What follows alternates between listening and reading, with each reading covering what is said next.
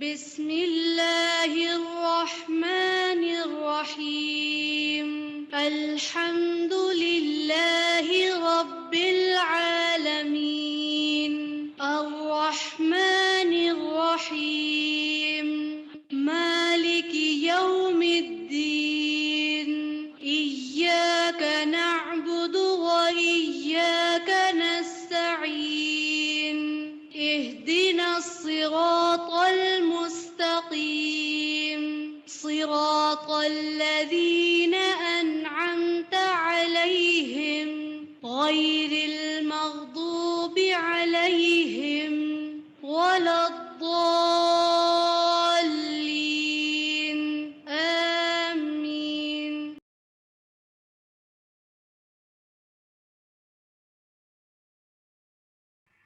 اعوذ باللہ من الشیطان الرجیم بسم اللہ الرحمن الرحیم السلام علیکم ورحمۃ اللہ وبرکاتہ. کیسے ہیں آپ سب لوگ؟ آپ لوگوں کا دن کیسا گزرا؟ الحمدللہ. چلیں دعا کے ساتھ سیشن کا آغاز کریں گے. نحمد و نصلی علی رسول الکریم اما بعد فاعوذ باللہ من الشیطان الرجیم بسم اللہ الرحمن الرحیم رب اشرح لی صدری ویسر لی امری واحلل عقدۃ من لسانی یفقہوا قولی اللہم فقہنا فی الدین رب یسر ولا تعسر وتمم بالخیر اللہم انفعنا بما علمتنا وعلمنا ما ينفعنا وزدنا علما اللہم اجعل عملی کلہ صالحا واجعلہ لوجہک خالصا ولا تجعل لأحد فیہ شیئا آمین الہی آمین. الحمدللہ ہماری حفاظت کی دعاؤں کا جو سیشن چل رہا ہے، کتنی دعائیں کر لی ہیں ہم نے ابھی تک؟ کچھ آئیڈیا ہے آپ کو؟ کاؤنٹ. آج ہم 14th کریں گے انشاءاللہ، کیونکہ ڈے 14 ہے نا، تو ہم انشاءاللہ کریں گے. اور انہیں آپ دعاؤں میں مطلب جب نماز پڑھتے ہیں یا اٹھتے بیٹھتے چلتے حسن ظن ہے کہ ان کو پڑھتے بھی ہوں گے، مانگتے بھی ہوں گے. اچھا، دعا پڑھنے میں اور دعا مانگنے میں کیا فرق ہے؟ دعا پڑھنے میں اور دعا مانگنے میں کیا فرق ہے؟ نیت کا. بالکل. اللہ سبحانہ تعالیٰ غافل دل کی دعا قبول نہیں کرتے. تو جب ان دعاؤں کو مانگیں، ہوتا پتہ ہے کیا، جب ہم ڈیلی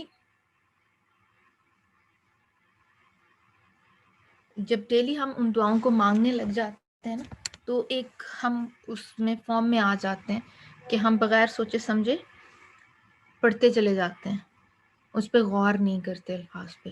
تو ہم نے یہ اپنی خصوصی توجہ اس طرف کرنی ہے کہ جب بھی ہم دعا ہمارے ذہن میں آئے تو پورے شعور کے ساتھ کہ واقعی ہمیں اس کی حاجت ہے، صحیح، کہ صرف ہم لپ موومنٹ نہ کر سکے ہوں. جی، آج کی دعا ہم کرتے ہیں، حفاظت کی دعا ہے. پہلے اس کی حدیث آپ سے شیئر کر لیتے ہیں تاکہ اس کی اہمیت کا ہمیں پتہ چل جائے نا. جب ایک دعا حدیث سے پتہ چلتی ہے تو زیادہ ہمیں اس کی سپورٹنگ حدیث ہوتی ہے نا، تو زیادہ ایک اطمینان قلب ہو جاتا ہے. تو حفاظت کی دعا ہے آج کی، اس کے بارے میں حدیث ہے. سیدنا ابو ہریرہ رضی اللہ تعالیٰ عنہ سے روایت ہے کہ رسول اللہ صلی اللہ علیہ وآلہ وسلم نے فرمایا، جب کوئی تم میں سے نماز میں تشہد پڑھے تو 4 چیزوں سے پناہ مانگے. تشہد یعنی جب ہم آخری 2 رکعت کے بعد بھی تشہد کرتے ہیں، اس میں بھی مانگی جا سکتی ہے. اور آخری رکعت میں جب سلام پھیرتے ہیں ہم، اگر 4 رکعت والی نماز پڑھ رہے ہیں، اور اگر 2 والی تو obviously سیکنڈ رکعت میں ہی ہوگا تشہد. تو اس ٹائم جب ہم درود شریف پڑھ لیتے ہیں اور دعائیں پڑھنے لگتے ہیں، تو اس ٹائم آپ صلی اللہ علیہ وسلم نے خاص طور پہ یہ دعا جو ہے وہ کہا کہ اس کو پڑھو تشہد میں. اور یہ 4 چیزیں ہیں. کون سی؟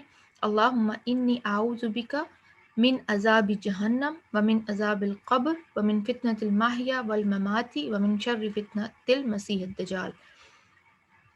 یعنی اے اللہ، میں تیری پناہ مانگتا ہوں یا مانگتی ہوں جہنم کے عذاب سے، قبر کے عذاب سے، زندگی کے فتنے سے اور موت کے فتنے سے، من شر فتنة المسیح الدجال، اور مسیح الدجال کے فتنے سے.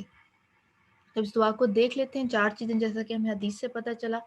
اب جہنم کے عذاب سے تو مانگنی ہی چاہیے کہ ہمیں نہیں پتہ ہمارے اعمال کیا ہیں، کیسے ہیں، اور ہم جس طرح زندگی گزارتے ہیں، تو ایک جو مومن ہوتا ہے ایک مسلمان جو انسان ہوتا ہے اس کو یہ فیر رکھنا چاہیے، اور اس کا تعلق ایمان بالغیب سے ہے نا، جہنم کے اوپر یقین کرنا. اور جہنم کے عذاب کو ہم نے جیسے پیچھے جب علامات قیامت کا کورس کر رہے تھے تو ہم نے بڑی ڈیٹیل میں پڑھا تھا کہ جہنم میں کس قسم کے عذاب ہوں گے، اور جیسا عمل ہوگا ویسی اس کی جزا ہوگی. تو اس سے جو ہے، کیونکہ ہم انسان ہیں، نسیان ہمارے اندر ہے، تو بھول چک کمی کوتاہی ہو جاتی ہے. تو اس کے لیے کیا ہے، گناہوں کا سے استغفار کے ساتھ ساتھ جہنم کے عذاب سے بھی پناہ مانگی جائے. ومن عذاب القبر، اور قبر کے عذاب سے. اور یہ ہر ایک کو جو ہے یہ چیز فیس کرنی ہے، جو قبر کا عذاب ہے نا، کہ ہر ایک کو منکر نکیر کا بھی سامنا کرنا ہے، اور پھر اعمال کے مطابق جو ہے اس کا کھڑکی کھل جائے گی، یا جنت کی یا جہنم کی، ڈپینڈنگ آن دا اعمال. تو اس سے بھی کیا ہے، ایک تو پریپریشن ہم نے کرنی ہے. یہ بالکل ایسے جیسے مثال کے طور پہ ہم جب کھانا بنانے لگتے ہیں، خاص طور پہ دعوت کا کھانا، تو ہم اپنی پریپریشن کے ساتھ ساتھ یہ بھی دعا کرتے ہیں نا کہ اللہ آج کھانا صحیح بن جائے، کوئی گڑبڑ نہ ہو. مانگتے ہیں اس طرح جب کوئی بڑا اسپیشل ایونٹ ہوتا ہے. تو ہم اپنی طرف سے عبادات کا اہتمام کر رہے ہیں، دعاؤں کو جو ہے اپنی روٹین میں شامل کر رہے ہیں، حتی الامکان نیک اعمال کرنے کی کوشش کرتے ہیں، قرآن سے جڑے ہیں. لیکن اس کے ساتھ ساتھ کیا ہے، ومن عذاب القبر، قبر کے عذاب سے بھی مانا، کیونکہ وہ آخرت کی پہلی منزل ہے نا. حضرت عثمان رضی اللہ تعالیٰ عنہ کے بارے میں آتے کہ جب وہ قبر کو دیکھتے تھے تو اتنا روتے کہ ان کی داڑھی جو ہے وہ آنسوں سے تر ہو جاتی تھی، اتنا زیادہ روتے تھے، اور کہتے تھے قبر آخرت کی پہلی منزلوں میں سے ہے، جو یہاں کامیاب ہو گیا اس کا آگے کا معاملہ بھی آسان ہوگا. کہ قبر کے عذاب سے کیا ہے کہ جو آپ سے سب نے بھی فرمایا نا کہ ہر ایک کو قبر جو ہے، مفہوم ہے حدیث کا کہ وہ بھینچے گی ایک دفعہ. تو کیا اس شدت کا عالم ہوگا اور کیا ہوگا. تو اس سے پناہ مانگنی ہے عمل کے ساتھ ساتھ. اور کون سے اعمال ہیں جو قبر میں کام آنے والے ہیں، جو اس عذاب سے انسان کو بچانے والے ہیں، ان میں نماز، روزہ، حج، زکوٰۃ، قرآن کے ساتھ تعلق، یہ ساری چیزیں اس کے اندر آ جاتی ہیں. یہ سارے فرائض کی جو ادائیگی ہے ان کے اندر آ جاتی ہے. من فتنۃ المحیا والممات، یہ ہم نے کل بھی ذکر کیا تھا کہ زندگی کا فتنہ، کہ انسان اپنے خالق مالک کو بھول جائے. اللہ تعالیٰ نے جو ہمیں نعمتیں دی ہیں ہم اس میں دوسروں کا حصہ نہ دیں. اللہ تعالیٰ نے جو ہمیں رزق دیا ہم اس کو خرچ نہ کریں، بخیلی کریں اور نافرمانی میں زندگی گزاریں، یا ہماری وجہ سے دوسرے لوگ اذیت میں آ جائیں. یہ کیا ہے، زندگی کا فتنہ ہے نا، کہ انسان اپنی جو مقصد زندگی ہے اس کو بھول جائے. والممات، اور موت کا فتنہ. اور موت کا فتنہ کیا ہے، جیسے بہت دفعہ سنتے ہیں کہ ایک انسان نے بڑی اچھی زندگی گزاری لیکن مرتے وقت اس کو کلمہ نصیب نہیں ہوا، یا موت کے وقت اس نے جو ہے ایسی بات کہہ دی کہ آپ حدیث سے بھی ہمیں پتہ چلتا ہے کہ اس کے سارے اعمال جو ہیں وہ ضائع ہو گئے.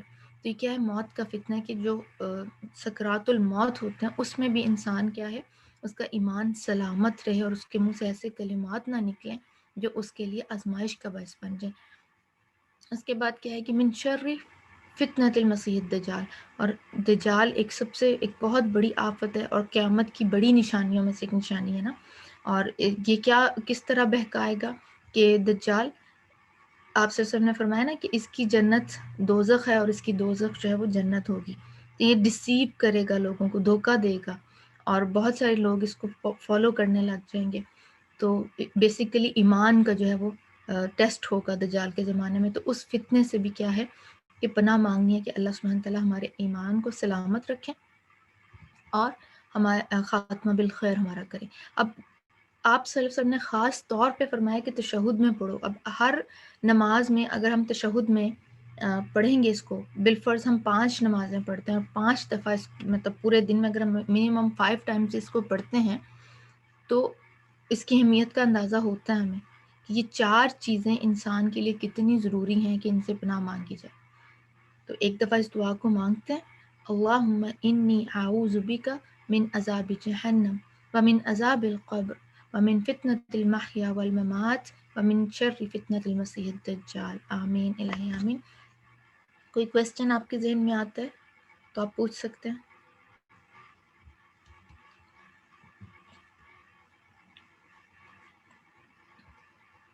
کلیئر ہے؟ اچھا، کتنے لوگ آلریڈی اس کو پڑھتے ہیں نماز میں؟ کتنے لوگ اس کو آلریڈی انہوں نے ایڈ کر لیا ہوا؟ الحمدللہ الحمدللہ. اچھا، اس میں ایک بڑی امپورٹنٹ بات ہے، جیسے میں نے جنہوں نے مجھے قرآن پڑھایا، آج میں ماشاءاللہ میں اپنے مڈل 40s میں ہوں، تو انہوں نے شروع سے نماز میں مجھے یاد کروائی. نماز جب یاد کروائی تو دعا استفتاح اور جو یہ جتنی حدیث سے ثابت دعائیں ہیں نا، انہوں نے مجھے نماز کے لیے یاد کروائی. تو بچوں کو جب نماز یاد کرائیں تو بچہ سمجھ کے ان کو یہ نہیں کریں کہ چھوٹی اور مختصر دعا یاد کرا دیں. دس از دا ٹائم جب آپ بچے کو مین چیز سکھا سکتے ہیں. چھوٹی موٹے جو دعائیں ہیں نا، وہ تو زندگی کے ساتھ ساتھ بعد میں سیکھ لیتے ہیں، لیکن اس طرح کی اسٹرگل سے جو سیکھی جانے والی دعائیں نا، تو پہلی دفعہ جو ان کا ایک بلینک مائنڈ ہے، ایک بالکل کلیئر سلیٹ ہے نا، وہاں پہ امپورٹنٹ چیزیں ڈال دیں. جی، تو بچوں کے ساتھ یہ ضرور کریں کہ انہیں صرف ربنا آتینا پینا بس کرا دیں. یہ والی جو مسنون دعائیں ہیں جو نبی کریم صلی اللہ علیہ وسلم نے خاص طور پہ کہیں، ان کو ضرور سکھائیں. ٹھیک ہے، چلیں جتنی دیر میں استاذہ کا سیشن ہم جوائن کرتے ہیں، آپ لوگ اپنا پیپر ورک جو ہے وہ ریڈی شیڈی کر لیں، پین اپنے اور نوٹ بکس وغیرہ، تاکہ ہم اپنا سیشن سٹارٹ کر سکیں. السلام علیکم ورحمۃ اللہ وبرکاتہ.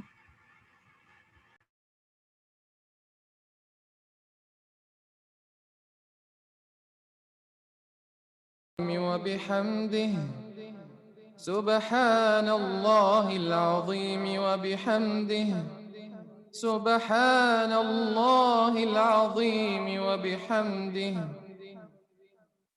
سبحان الله وبحمده عدد خلقه ورضا نفسه وزنة عرشه ومداد كلماته. سبحان الله وبحمده عدد خلقه ورضا نفسه وزنة عرشه ومداد كلماته. سبحان الله وبحمده عدد خلقه ورضا نفسه وزنة عرشه ومداد كلماته. سبحان الله والحمد لله ولا إله إلا الله والله أكبر. اللهم حاسبني حسابا يسيرا. اللهم حاسبني حسابا يسيرا. اللهم حاسبني حسابا يسيرا.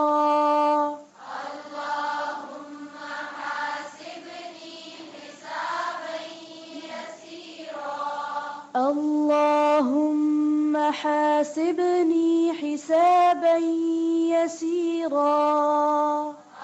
اللهم حاسبني حسابا يسيرا.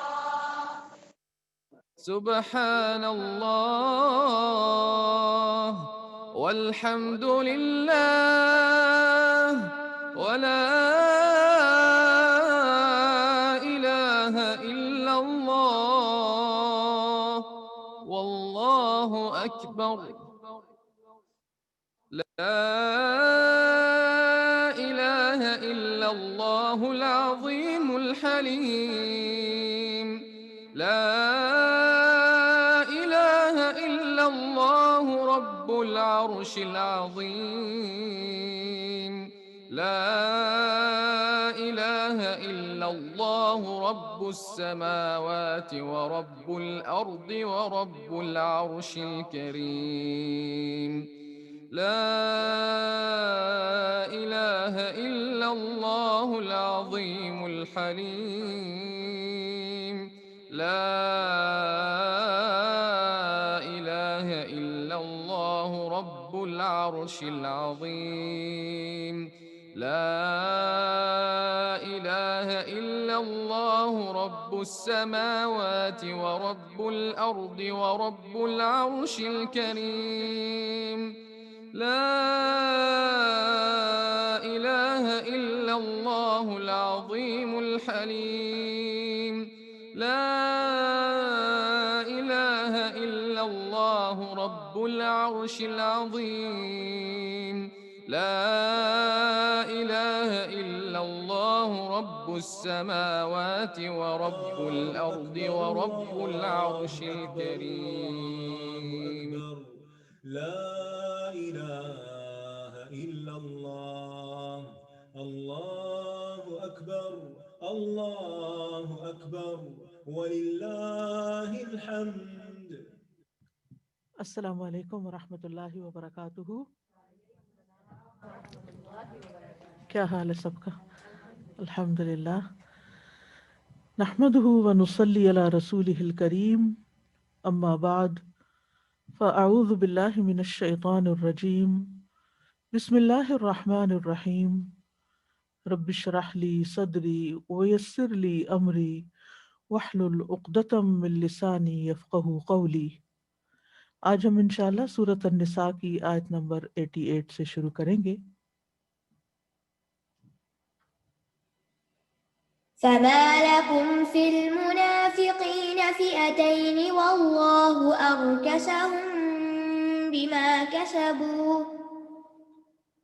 أتريدون أن تهدوا من أضل الله ومن يضلل الله فلن تجد له سبيلا. اے مسلمانوں، تمہیں کیا ہو گیا ہے کہ تم منافقین کے بارے میں دو گروہ ہو گئے ہو، جبکہ اللہ نے انہیں ان کی کمائی کے سبب الٹا پھیر دیا ہے. کیا تم چاہتے ہو کہ تم انہیں ہدایت دو جنہیں اللہ نے گمراہ کر دیا؟ اور جسے اللہ گمراہ کر دے تو تم ہرگز اس کے لیے کوئی راستہ نہ پاؤ گے. ان منافقین سے مراد وہ منافق ہیں جو احد کی جنگ میں مدینہ سے کچھ دور جا کر واپس آ گئے تھے، یہ کہہ کر کہ ہماری بات نہیں مانی گئی. تو ان منافقین کے بارے میں مسلمانوں کے دو گروہ بن گئے. ایک گروہ کا کہنا تھا کہ ہمیں ان منافقین سے بھی لڑنا چاہیے، جبکہ دوسرا گروہ اسے مصلحت کے خلاف سمجھتا تھا. تو اللہ تعالیٰ فرماتے ہیں کہ ان منافقوں نے میدان جہاد سے واپس جا کر یا راستے سے ہی پلٹ کر تمہیں اپنی منافقت کا ثبوت مہیا کر دیا ہے، اور جس کفر اور ضلالت سے یہ نکلے تھے اسی میں لوٹ گئے ہیں. اب اگر تم یہ چاہتے ہو کہ ہم ان سے لڑائی نہیں کرتے، شاید کہ وہ سیدھے رستے پہ آ جائیں، تو یہ بات تمہارے بس کی نہیں ہے، کیونکہ جس کو اللہ سبحانہ تعالیٰ گمراہ کر دے ان کے اپنے کرتوتوں کی وجہ سے، ان کے دلوں پہ مہر لگا دے، تو پھر انہیں کوئی سیدھا رستہ دکھا نہیں سکتا. سورۃ النساء مدنی صورت ہے، اور مدنی صورتوں میں منافقین کا ذکر کیا گیا ہے. ان کی مختلف حالتیں، ان کے احوال، ان کے اعمال، ان کی طور طریقے، ان کا ذکر ہے. اور پھر یہ کہ اس لیے بھی بیان کیا گیا ہے کیونکہ یہ منافق مسلمانوں کے لیے ایک بہت بڑا خطرہ تھے. ان کے بارے میں رہنمائی چاہیے تھی. اللہ کے رسول صلی اللہ علیہ وسلم پر جب اللہ تعالیٰ نے اپنا دین بھیجا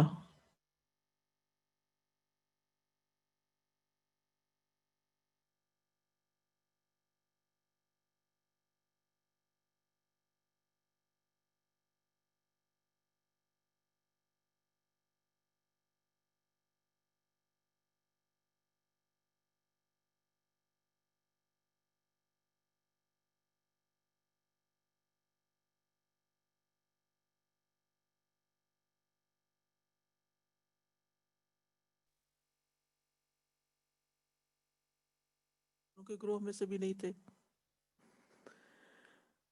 تو نبی صلی اللہ علیہ وسلم نے جب مدینہ میں ہجرت کی، مدینہ کی طرف، تو وہاں عربوں کے ساتھ یہود بھی رہتے تھے.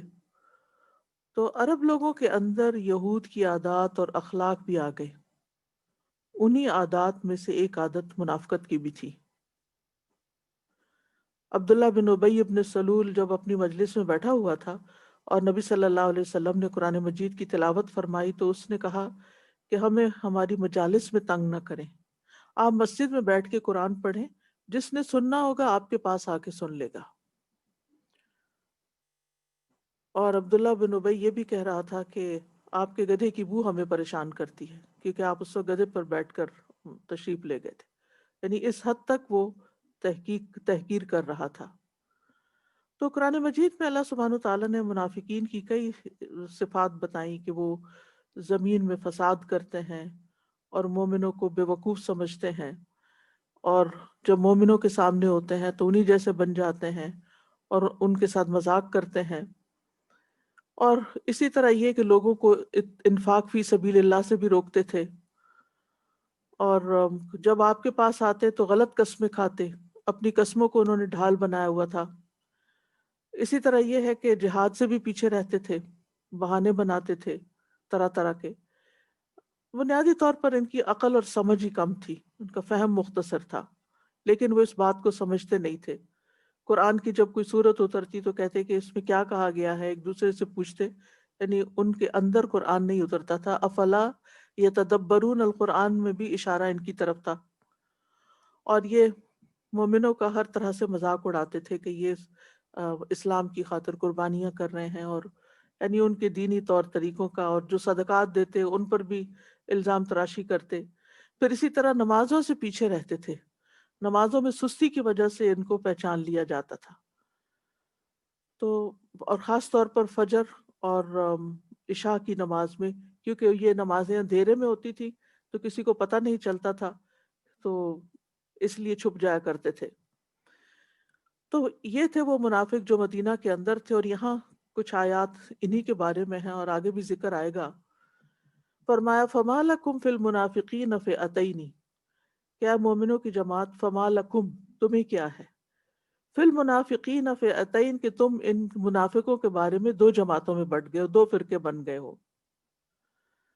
اور دو فرقے کیوں بچے تھے؟ ایک تو وہی بنے تھے کیونکہ ان کے نفاق کی کچھ چیزیں سامنے آ رہی تھی، تو اب ان کے ساتھ معاملہ کیسے کیا جائے، ان کو ہینڈل کس طرح کیا جائے. تو مسلمانوں کے دو اوپینین تھے. اور یہ بھی کہا جاتا ہے کہ یہ تھے کون لوگ، یعنی یہ منافق کہاں سے تعلق رکھتے تھے. تو ایک تو یہی واضح رائے ہے کہ احد سے پیچھے رہ جانے والے تھے، جن کے بارے میں ان آیات میں خاص طور پر بات کی گئی ہے. بعض یہ کہتے ہیں کہ کچھ لوگ تھے جنہوں نے مدینہ میں اسلام کا اظہار کیا اور واپس مکہ گئے تو شرک کا اظہار کرتے تھے ان کے سامنے، ویسے ہی بن جاتے تھے اور پھر ان کی مدد بھی کرتے تھے. اور یہ بھی کہا گیا کہ یہ اس گروہ کی بات ہو رہی ہے جو حضرت عائشہ رضی اللہ عنہ پر حضرت عائشہ رضی اللہ تعالی عنہ پر الزام لگانے والا تھا، ان کے بارے میں یہ بات کی گئی. کیونکہ اس وقت بھی نبی صلی اللہ علیہ وسلم نے جب مشورہ کیا کہ میں اس شخص کے بارے میں کیا کروں، تو آپ جانتے ہیں تاریخی بیک گراؤنڈ کے دو مسلمانوں کے اندر گروہ بن گئے تھے. تو بہرحال اللہ سبحانہ وتعالیٰ خبردار کر رہا ہے، اور اللہ تعالیٰ فرما رہا ہے واللہ ارکسہم بما کسبوا، اللہ نے ان کو الٹا پھیر دیا ہے ان کے اپنے اعمال کی وجہ سے.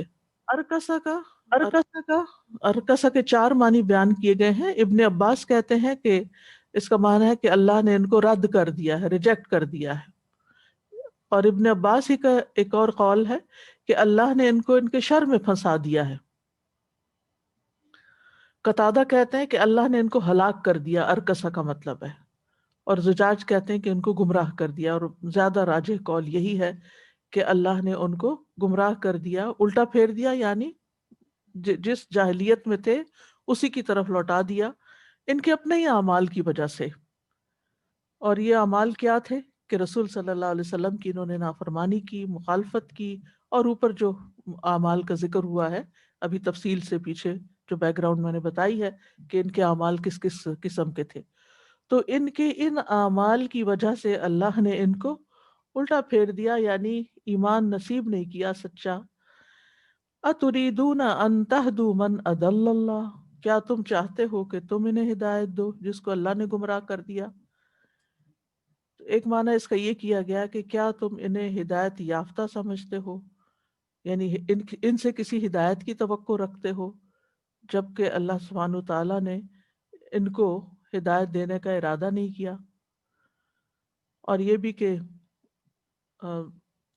اللہ تعالیٰ نے ان کی مذمت کی ہے، تو تم ان کو ہدایت نہیں دے سکتے. یعنی جس شخص کا نفاق اس حد تک پہنچ جائے کہ وہ عین موقع پہ آ کے دھوکہ دے جائے اور مسلمانوں کی زندگیوں کو خطرے میں ڈال دے، ان کے بارے میں تمہاری کیا توقع ہے کہ وہ تمہارے کہاں سے مخلص ہو سکتے ہیں اور تمہارے لیے کہاں سے فائدہ مند ہو سکتے ہیں اور کہاں سے وہ سیدھی راہ پہ آ سکتے ہیں. یعنی اگر گمراہی قریب کی ہو نا تو واپس پلٹنے کے چانسز ہوتے ہیں.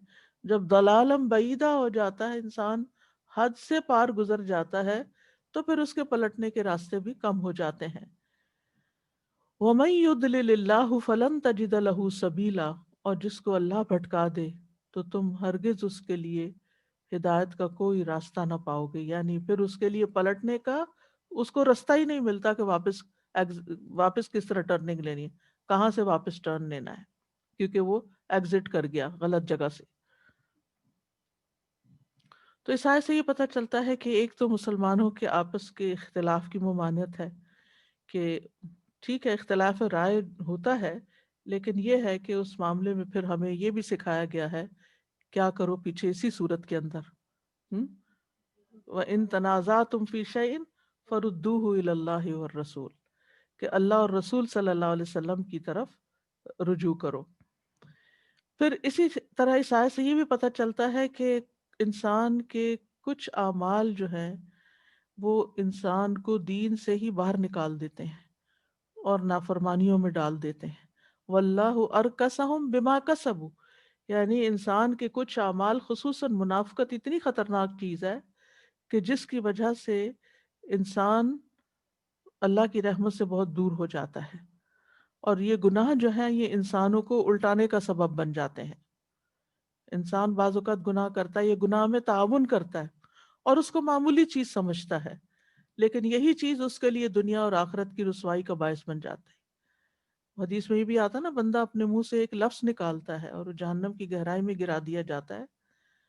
تو یہ کیوں ہوتا ہے؟ کیونکہ وہ اس جملے کو یا اس بات کو معمولی سمجھ رہا ہوتا ہے. کیا کوئی بگ ڈیل ہے، یہ اس سے کیا فرق پڑتا ہے، یہ تو معمولی سی بات ہے. ابلیس کو اللہ سبحانہ تعالیٰ نے کس بنا پر آندہ درگاہ کر دیا؟ کیونکہ ایک نافرمانی کی تھی، حالانکہ اس سے پہلے تو بڑا بظاہر عبادت گزار تھا، لیکن اندر نفاق تھا نا اس کے بھی. تو پھر ایک وقت آیا کہ وہ ایکسپوز ہو گیا. تو ایسے جو نفاق ہوتا ہے، اللہ تعالیٰ کیوں بندوں پر وقتاً فوقتاً آزمائشیں ڈالتا رہتا ہے کہ اندر باہر آ جائے جو اس نے لوگوں سے چھپایا ہوا ہے. اللہ تعالیٰ بندوں پہ ظلم نہیں کرتا، یہ بندوں کے اپنے ہی گناہ ہوتے ہیں کہ جو سامنے آ جاتے ہیں. لوگ خود اپنی جان پر ظلم کرتے ہیں. سورۃ الصف میں بھی آتا ہے فَلَمَّا زَاغُوا أَزَاغَ اللَّهُ قُلُوبَهُمْ. اور پھر یہ کہ فی قلوبہم مرض فزادہم اللہ مرضا. اور اس آیت سے یہ بات بھی پتہ چلتی ہے کہ گمراہی اور ہدایت جو ہے نا وہ سراسر اللہ کے ہاتھ میں ہے. اس کا یہ مطلب نہیں ہے کہ انسان کسی کی ہدایت کی کوشش نہ کرے اور یہ کہے کہ جس کو اللہ چاہے گا ہدایت دے دے گا. ہم صرف کوشش کر سکتے ہیں، لیکن دلوں کو پھیرنا اللہ کے ہاتھ میں ہے. انسان کو ہدایت مانگنی چاہیے، اپنے لیے بھی گڑ گڑا کے رو کے، اور دوسروں کے لیے بھی، اپنی اولاد کے لیے، مسلمانوں کے لیے، رشتہ داروں کے لیے، سب کے لیے. معلوم نہیں کس وقت کون سی دعا قبول ہو جائے. اور پھر یہ کہ اسی لیے ہم دن کی ساری نمازوں میں اہدنا الصراط المستقیم کہتے ہیں، لیکن ہم کتنی بے دھیانی کے ساتھ کہہ دیتے ہیں.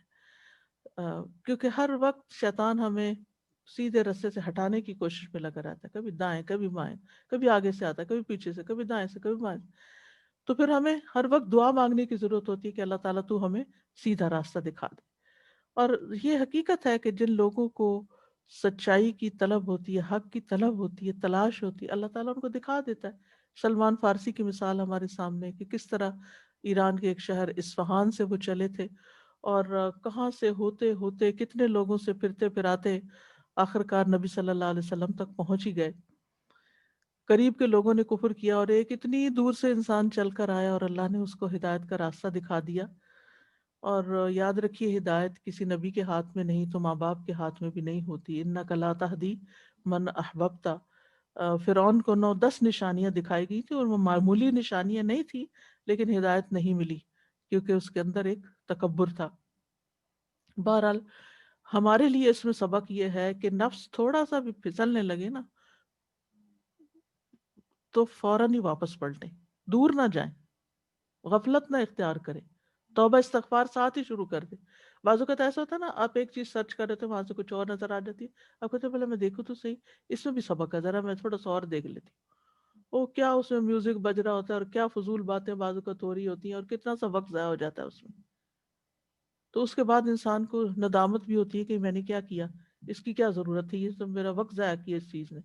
تو اگر انسان وہی توبہ کر کے آئندہ سے پکا رہے کہ نہیں آئندہ نہیں، میں نے اس جگہ تو دھیان سے ہی قدم رکھنا ہے، تو وہ تو ٹھیک ہے۔ لیکن اگر انسان مسلسل اسی قسم کی حرکتیں کرتا رہے تو ہر غلط سٹیپ انسان کو دور سے دور، دور سے دور لیتا چلا جاتا ہے۔ نیکسٹ آیت۔ وَدُّوا لَوْ تَكْفُرُونَ كَمَا كَفَرُوا فَتَكُونُونَ سَوَاءً فَلَا تَتَّخِذُوا مِنْهُمْ أَوْلِيَاءَ حَتَّى يُهَاجِرُوا فِي سَبِيلِ اللَّهِ فَإِن تَوَلَّوْا فَخُذُوهُمْ وَاقْتُلُوهُمْ حَيْثُ وَجَدتُّمُوهُمْ وَلَا تَتَّخِذُوا مِنْهُمْ وَلِيًّا وَلَا نَصِيرًا۔ وہ دل سے چاہتے ہیں کاش تم بھی کفر کرو جیسا انہوں نے کفر کیا، پھر تم سب برابر ہو جاؤ، لہٰذا تم ان میں سے کسی کو دوست نہ بناؤ یہاں تک کہ وہ اللہ کے راستے میں ہجرت کر جائیں، پھر اگر وہ منہ موڑ جائیں تو جہاں کہیں بھی تم انہیں پاؤ انہیں پکڑو اور انہیں قتل کرو، اور تم ان میں سے کسی کو دوست اور مددگار نہ بناؤ۔ یہاں منافقین کی سچائی کے ثبوت کے لیے ہجرت کو معیار بنایا گیا ہے، قربانی۔ منافقین میں سے کچھ ایسے لوگ بھی تھے جو مدینہ کے ارد گرد پھیلے ہوئے قبائل سے تعلق رکھتے تھے، یعنی کچھ تو مدینہ کے اندر تھے اور کچھ اعراب میں سے تھے، قرآن میں آپ نے اس کا ذکر پڑھا ہے۔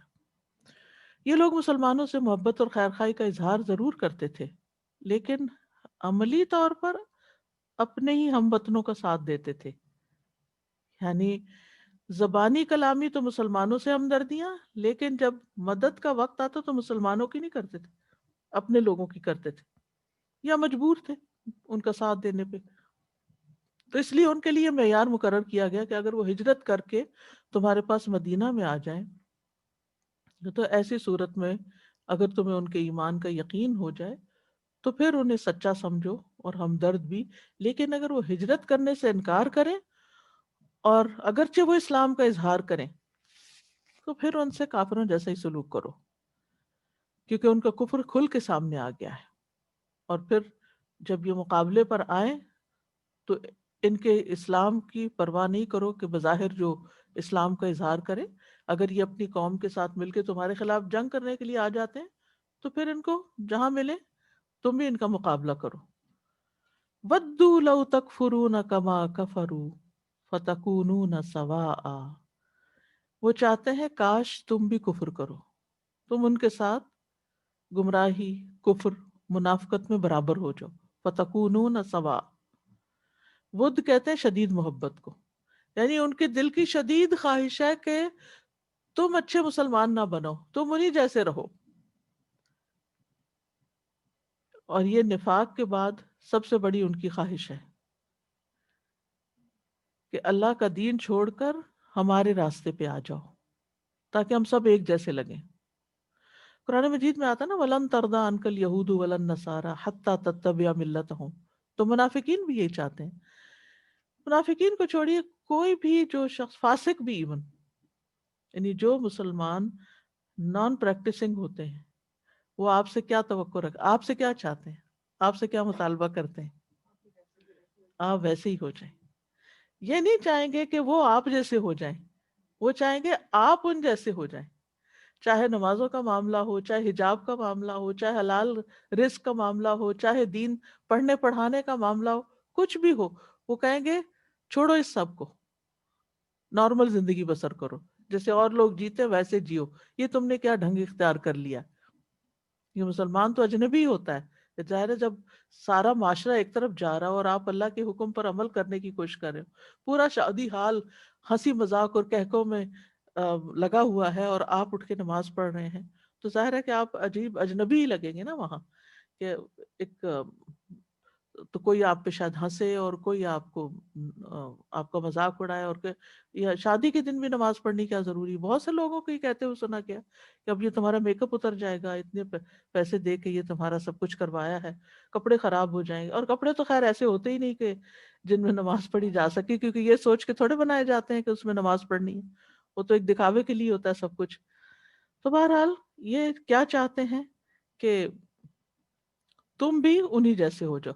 خاص طور پر آپ دیکھیں کہ جیسے اگر کسی نان پریکٹسنگ فیملی کے اندر اگر کوئی ایسی بہو آ جاتی ہے، ڈاٹر ان لا آتی ہے جو پریکٹسنگ ہے، تو سارا خاندان پیچھے لگ کے کیا چاہے گا؟ وہ پردہ اتار دے، وہ انہی جیسے کام کرے، انہی کے اندر رنگ جائے. اور یہ جو ڈیمانڈ ہوتی ہے نا کہ بس ہمارے جیسے بن جاؤ گے تو ہمارے ہو، ورنہ نہیں. تو پھر مسلمانوں کو بھی یہ گنجائش ہے، یا مسلمانوں کے پاس بھی یہ حق ہے کہ تم اگر ہمارے جیسے بنتے ہو تو ہم تمہیں اپنا سمجھیں گے، ورنہ ہم تمہیں اپنا نہیں سمجھیں گے. فرمایا فلا تتخذوا منہم اولیاء حتی یہاجروا فی سبیل اللہ، تو تم ان میں سے اپنے اولیاء نہ بناؤ، ان کو اپنا مددگار نہ بناؤ، ان سے دوستی اور محبت نہ رکھو یہاں تک کہ وہ فی سبیل اللہ ہجرت کر دیں.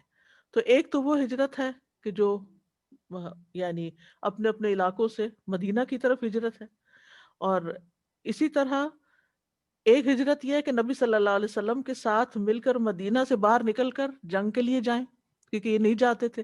ہجرت کا مطلب ہے اپنا وطن چھوڑنا. تو نبی صلی اللہ علیہ وسلم جب جنگ کے لیے نکلتے تھے تو مدینہ چھوڑ دیتے تھے، سوائے وہ غزوہ احزاب کے جب مدینہ پر ہی سارے لوگ آگے، ورنہ جو جنگیں ہیں وہ مدینہ سے باہر نکل کر ہوئی. تو یہ منافق ساتھ نہیں جاتے تھے، تبوک میں ساتھ نہیں گئے، جو گئے انہوں نے فساد کیے. تو یہ بھی اس معنی میں بھی لیا گیا کہ یہ ہجرت کریں کہاں سے؟ ایک ہے مدینہ کی طرف، اور دوسرے ہے مدینہ سے باہر نکلیں. ٹھیک ہے. اور تیسرا معنی یہ بھی کیا گیا ہے کہ نفاق چھوڑ دیں، منافقت چھوڑ دیں، یہ بھی ہجرت ہے. اور پھر ایک معنی یہ بھی کہ نافرمانیاں اور گناہ چھوڑ دیں. ہجرت کے اگر آپ معنی دیکھیں نا، احادیث دیکھیں، تو اس میں گناہوں کو چھوڑنا بھی ہجرت ہے. فَإِن تَوَلَّوْا فَخُذُوهُمْ وَاقْتُلُوهُمْ حَيْثُ وَجَدتُّمُوهُمْ، پھر اگر یہ منہ موڑ جائیں، یعنی ہجرت ترک کر جائیں اور اپنی ہی قوم کے ساتھ رہیں، اور پھر نفاق اور شرک کی طرف پلٹیں، کفر کا اظہار کریں، تو پھر ٹھیک ہے، پھر ان کے اسلام کا کوئی اعتبار نہیں. یہ اپنی قوم کے ساتھ جب حملہ کریں تم پر، تو تم ان کو پھر مسلمان نہیں سمجھو گے، ان کے ساتھ تم بھی پکڑو گے ان کو اور ان کو مارو گے جہاں بھی تم انہیں پاؤ گے. جہاں سے مطلب یہ نہیں کہ یہ راستے میں جا رہے ہو تو پکڑ کے مارنا، ایسا تو مدینہ میں کبھی بھی نہیں ہو. حضرت عمر نے کئی دفعہ کہا کہ میں اس منافق کی گردن اڑا دوں، تو آپ نے اجازت نہیں دی. لیکن مطلب یہ ہے کہ یہاں یہ وہ لوگ ہیں کہ جو اپنے اپنے قبیلوں اور قوموں کے ساتھ تھے، اور ویسے اسلام کا اظہار آ کے کر دیتے تھے، لیکن حقیقت میں وہ مسلمان نہیں ہوتے تھے، اور اگر مسلمانوں کے خلاف کوئی جنگ ہوتی تو قوم کا ساتھ دیتے تھے. تو کہا گیا کہ پھر اگر وہ قوم کا ساتھ دے رہے ہیں تو پھر یہ نہ کہ اوہ یہ تو مسلمان ہے اس کو ایک طرف کر دیتے، نہیں، پھر وہ انہی میں شمار ہوں گے. وَلَا تَتَّخِذُوا مِنْهُمْ وَلِيًّا وَلَا نَصِيرًا، اور ان کو دوست اور مددگار نہ بناؤ، یعنی منافقین سے نہ دوستی رکھو اور نہ ہی دشمنوں کے خلاف ان سے مدد مانگو. ولی اور نصیر میں فرق یہ ہے کہ نصیر وہ ہوتا ہے جو دوسرے کا دفاع کرتا ہے، اور جب اس پر زیادتی کی جائے تو اس کو ہٹاتا ہے، اس کی مدد کرتا ہے، مددگار. ٹھیک ہے. اور ولی وہ ہوتا ہے جو آپ کے معاملات کی ذمہ داری لے لیتا ہے تاکہ آپ اپنے مقاصد میں کامیاب ہو سکیں اور آپ سے خوف خطرہ دور ہو. تو دونوں ملتے جلتے بھی ہیں، لیکن یہ ہے کہ تھوڑا سا فرق بھی ہے. تو اس آیت سے یہ پتہ چلتا ہے کہ انسان کے ایمان کو پرکھنے کے لیے امتحان آتے ہیں، کچھ شرائط ہوتی ہیں جن کو پورا کرنا ضروری ہوتا ہے. اور پھر یہ ہے کہ منافقین کیا چاہتے ہیں کہ سارے لوگ انہی جیسے بن جائیں، کیونکہ انہیں اپنے جیسے، انسان کی یہ فطرت ہے نا، اپنے جیسے لوگوں کو دیکھ کے تسلی ہوتی. یعنی آپ اگر دین پر ہیں تو آپ کا کیا دل چاہتا ہے؟ سارے لوگ اللہ والے بن جائیں، سارے لوگوں کے دل میں ایمان پیدا ہو جائے، اللہ کی محبت پیدا ہو جائے، اللہ کی اطاعت کریں، کوئی اللہ کی نافرمانی نہ کرے۔ ہم؟ تو اسی طرح ان کا کیا دل چاہتا ہے؟ وہ اپنی طرف کھینچتے کہ سارے لوگ ہمارے جیسے بن جائیں۔ تو اس لیے یہاں پر منع کیا گیا ہے کہ ان کی دوستی سے فلا تتخذوا منہم اولیاء، دوست نہ بناؤ۔ کیوں؟ ایک تو دھوکہ دیں گے، اور جو شخص اینڈ ٹائم پہ چھوڑ دے اور دھوکہ دے، چاہے وہ دین کے معاملے میں ہو چاہے دنیا کے معاملے میں، تو انسان یعنی جو عقل مند ہوتا ہے نا، وہ ایک جگہ سے 2 دفعہ دھوکہ نہیں کھاتا۔ اگر ایک شخص نے ایک دفعہ آپ کو این ایسی جگہ پر آ کر چھوڑ دیا، اپنی کمٹمنٹ نہ نبھائی، اور آپ مشکل میں پڑے، تو پھر آئندہ اس جگہ پر اس کو مت بلائیں اس کام کے لیے۔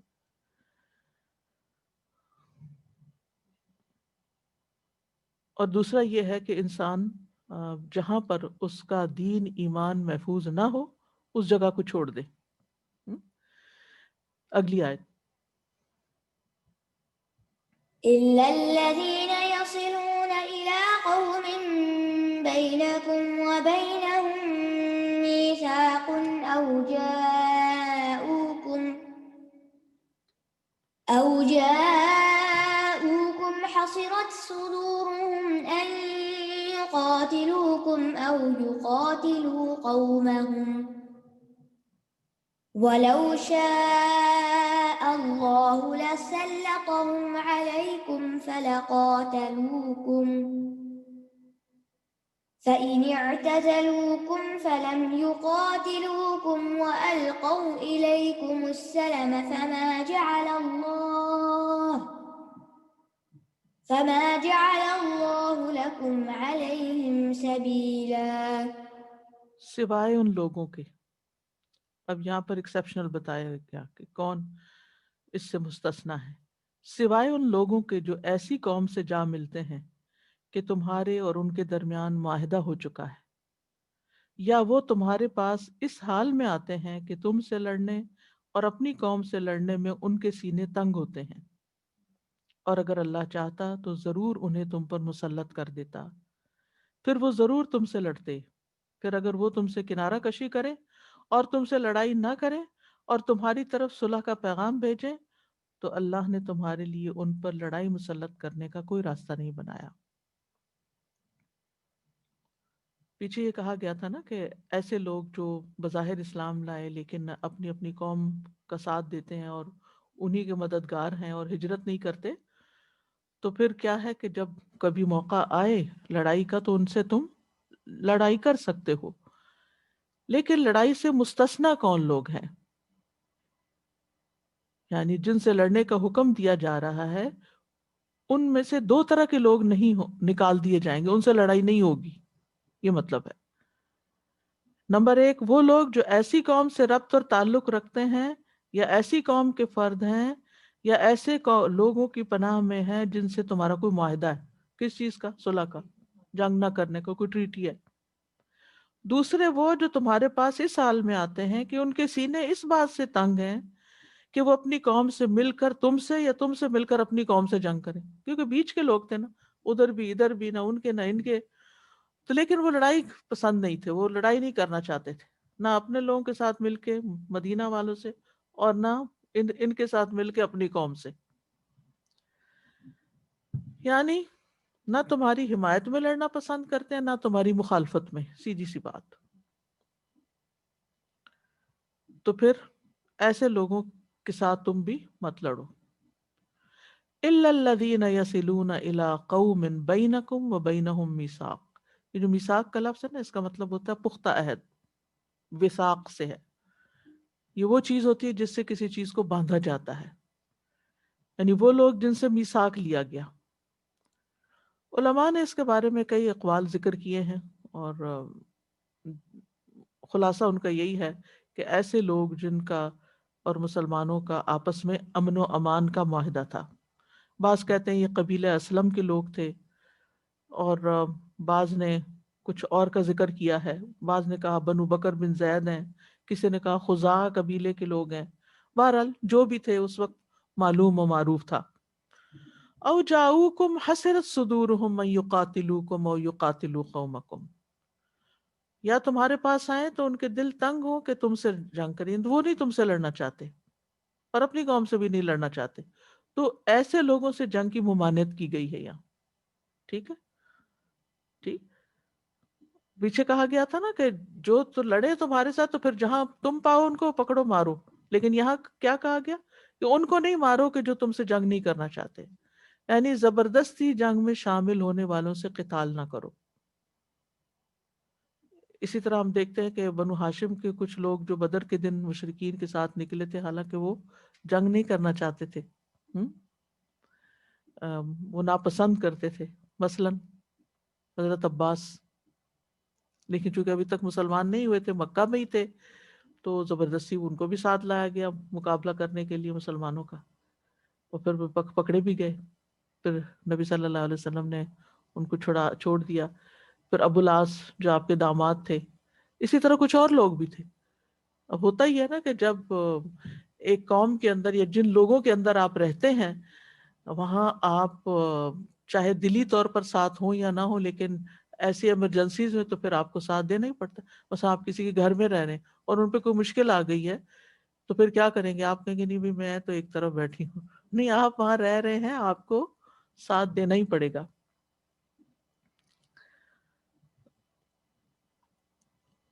وَلَوْ شَاءَ اللَّهُ لَسَلَّطَهُمْ عَلَيْكُمْ، اور اگر اللہ چاہتا تو اللہ ان کو تم پہ مسلط کر دیتا، یعنی ان کو تمہارے خلاف جمع کر دیتا، ان کے دلوں کو مضبوط کر دیتا اور تمہارے خلاف جرأت دے دیتا کہ وہ تم سے جنگ کرنے کے لیے اپنی قوم کے ساتھ مل جائیں.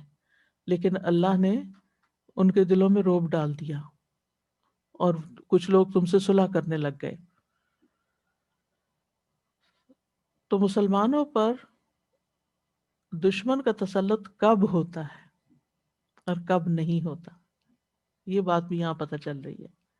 وَلَوْ شَاءَ اللَّهُ لَسَلَّطَهُمْ عَلَيْكُمْ، اللہ چاہتا تو انہیں تم پہ مسلط کر دیتا. تو دنیا میں کب مسلمانوں کے دشمن مسلمانوں پر مسلط ہوتے ہیں؟ جب اللہ چاہتا ہے. اور اللہ کیوں چاہتا ہے؟ جب مسلمانوں کے اندر ایمان نہیں رہتا اور پھر گناہوں کی کثرت ہو جاتی ہے، اللہ کی نافرمانیاں بہت ہونے لگتی ہیں، تو پھر اللہ سبحانہ و تعالیٰ مسلمانوں کو امتحان میں ڈالتا ہے کہ ہوش میں آئیں، سمجھیں. اور کبھی بطور آزمائش بھی، بطور امتحان بھی ایسا ہوتا ہے، یا پھر ان کے گناہوں کو مٹانے کے لیے. یعنی جن علاقوں میں مسلمان اس وقت سبجوگیٹڈ ہیں یا اپریشن کا شکار ہیں، تو اس میں ضروری نہیں کہ سارے گناہگار ہوں، اس میں ضروری نہیں کہ سارے ہی کوئی غلط کام کر رہے ہوں. بعض اوقات ان کا امتحان ہوتا ہے، وہ شہید ہو جاتے ہیں، وہ دنیا میں تکلیف اٹھاتے ہیں، آخرت ان کی بہت بن جاتی ہے. لیکن بعض اوقات ایسا ہوتا ہے کہ ان کی نافرمانیاں ہوتی ہیں، گناہ ہوتے ہیں جن کی وجہ سے، اور خاص طور پر کتاب اللہ اور سنت رسول صلی اللہ علیہ وسلم کو پیٹھ پیچھے پھینک دینا. عبداللہ ابن عمر کہتے ہیں رسول اللہ صلی اللہ علیہ وسلم متوجہ ہوئے اور فرمایا، جب لوگ اللہ اور اس کے رسول کا عہد و پیمان توڑتے ہیں تو اللہ ان پر دوسری قوموں میں سے دشمن مسلط کر دیتا ہے، اور جب مسلمانوں کے حکمران اللہ کی کتاب کے مطابق فیصلہ نہیں کرتے اور اللہ کے نازل کردہ قوانین کو ترجیح نہیں دیتے تو اللہ ان کو آپس میں لڑا دیتا ہے. یہ سلسلہ صحیحہ کی حدیث ہے. پھر فرمایا فَإِنْ اعْتَزَلُوكُمْ فَلَمْ يُقَاتِلُوكُمْ، پھر اگر وہ تمہیں چھوڑ دیں، تم سے جنگ نہ کریں، وَأَلْقَوْا إِلَيْكُمُ السَّلَمَ، تمہاری طرف صلح کا پیغام بھیجیں، فَمَا جَعَلَ اللَّهُ لَكُمْ عَلَيْهِمْ سَبِيلًا، تو ایسے لوگوں سے خواہ میں جنگ نہیں کرو. ٹھیک ہے، یعنی صلح کی طرف پیش قدمی کرنے والوں سے بھی جنگ نہیں کی جائے گی، اس کی بھی ممانعت کی گئی. وَمَا جَعَلَ اللَّهُ لَكُمْ عَلَيْهِمْ سَبِيلًا، یعنی اللہ نے تمہیں کسی بھی طریقے سے جو تمہیں ان پر زیادتی کرنے تک پہنچاتا ہو، تمہیں انہیں پکڑنے اور قتل کرنے کی اجازت نہیں دی. اب دیکھیے کہ جو کافر ہوتا ہے نا، 4 قسم کے ہوتے ہیں. ایک ہوتا ہے حربی.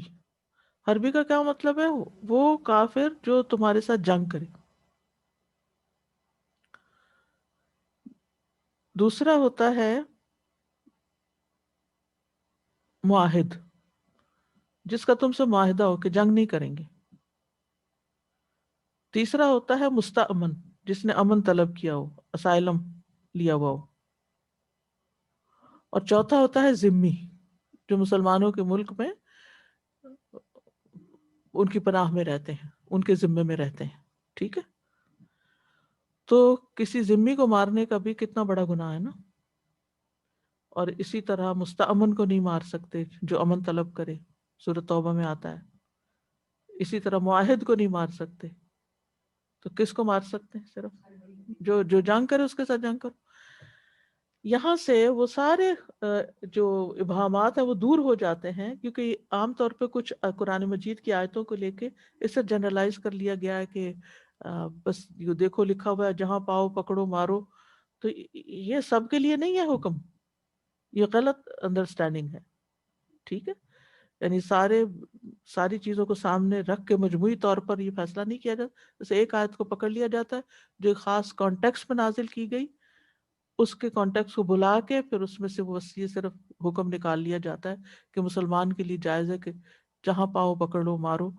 اور وہ پھر جس کو جی چاہتا ہے شوٹنگ کرنا شروع کر دیتے ہیں. تو یہ قطعاً درست نہیں ہے، اس کی کوئی اجازت نہیں ہے.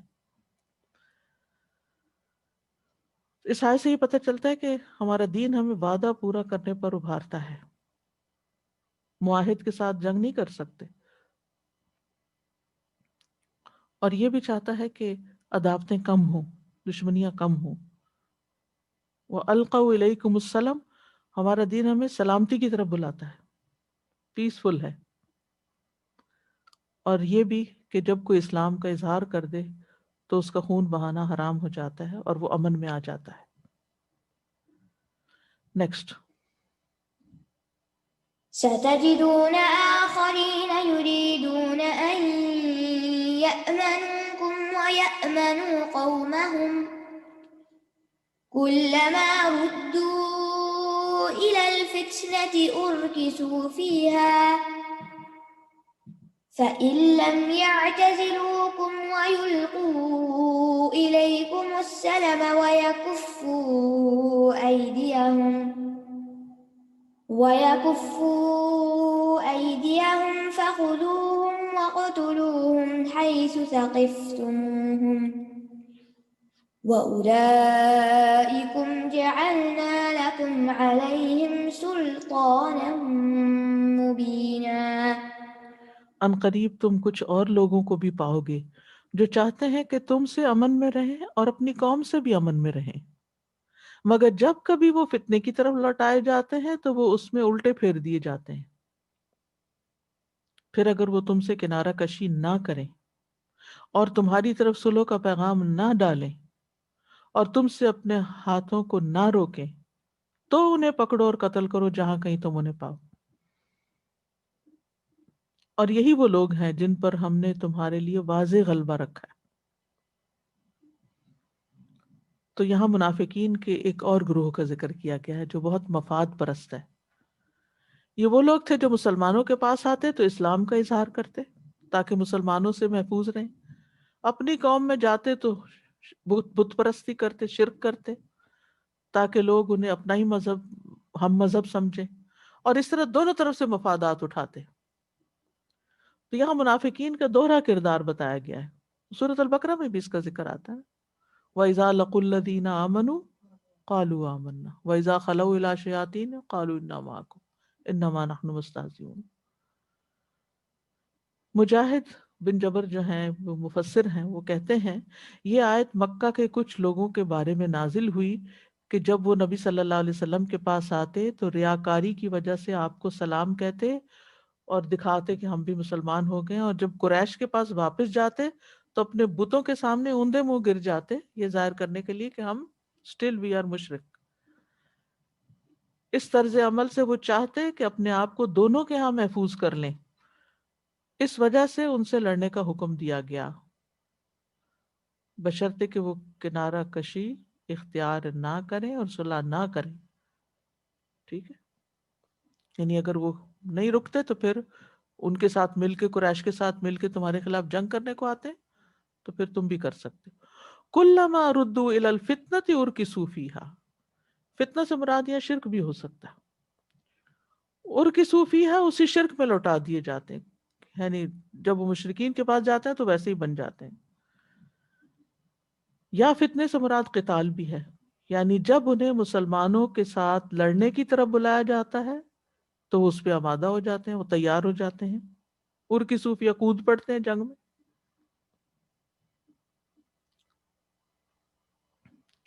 یا ان کو اسلام والوں کے خلاف کوئی کام کہا جاتا ہے تو وہ اس کے لیے تیار ہو جاتے ہیں.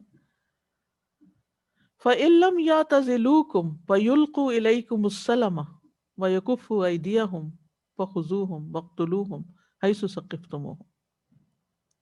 تو مراد اس سے کیا ہے کہ اگر وہ تمہیں نہ چھوڑیں، وَيُلْقُوا إِلَيْكُمُ السَّلَمَ، یعنی فرما برداری نہ کریں تمہاری اور جنگ سے باز نہ آئیں، تو پھر کیا کرو، یعنی نہ ڈالیں. سوری، یا لم جو ہے نا یہ سب پہ جا رہا ہے، لم یلقوا الیکم السلام ولم یکفوا ایدیہم. تو ایسی صورت میں ان کو پکڑو اور ان کو قتل کرو جہاں بھی تم انہیں پاؤ. تو ان منافقین سے امن کی 3 صورتیں یہاں اصل میں بتائی گئی ہیں. ایک یہ کہ مسلمانوں سے صلح کر لیں، دوسرا یہ کہ کچھ کفار کے لشکر میں شامل نہ ہو، اور اگر مجبوراً ہونا پڑے تو پھر عملاً لڑائی میں شامل نہ ہو.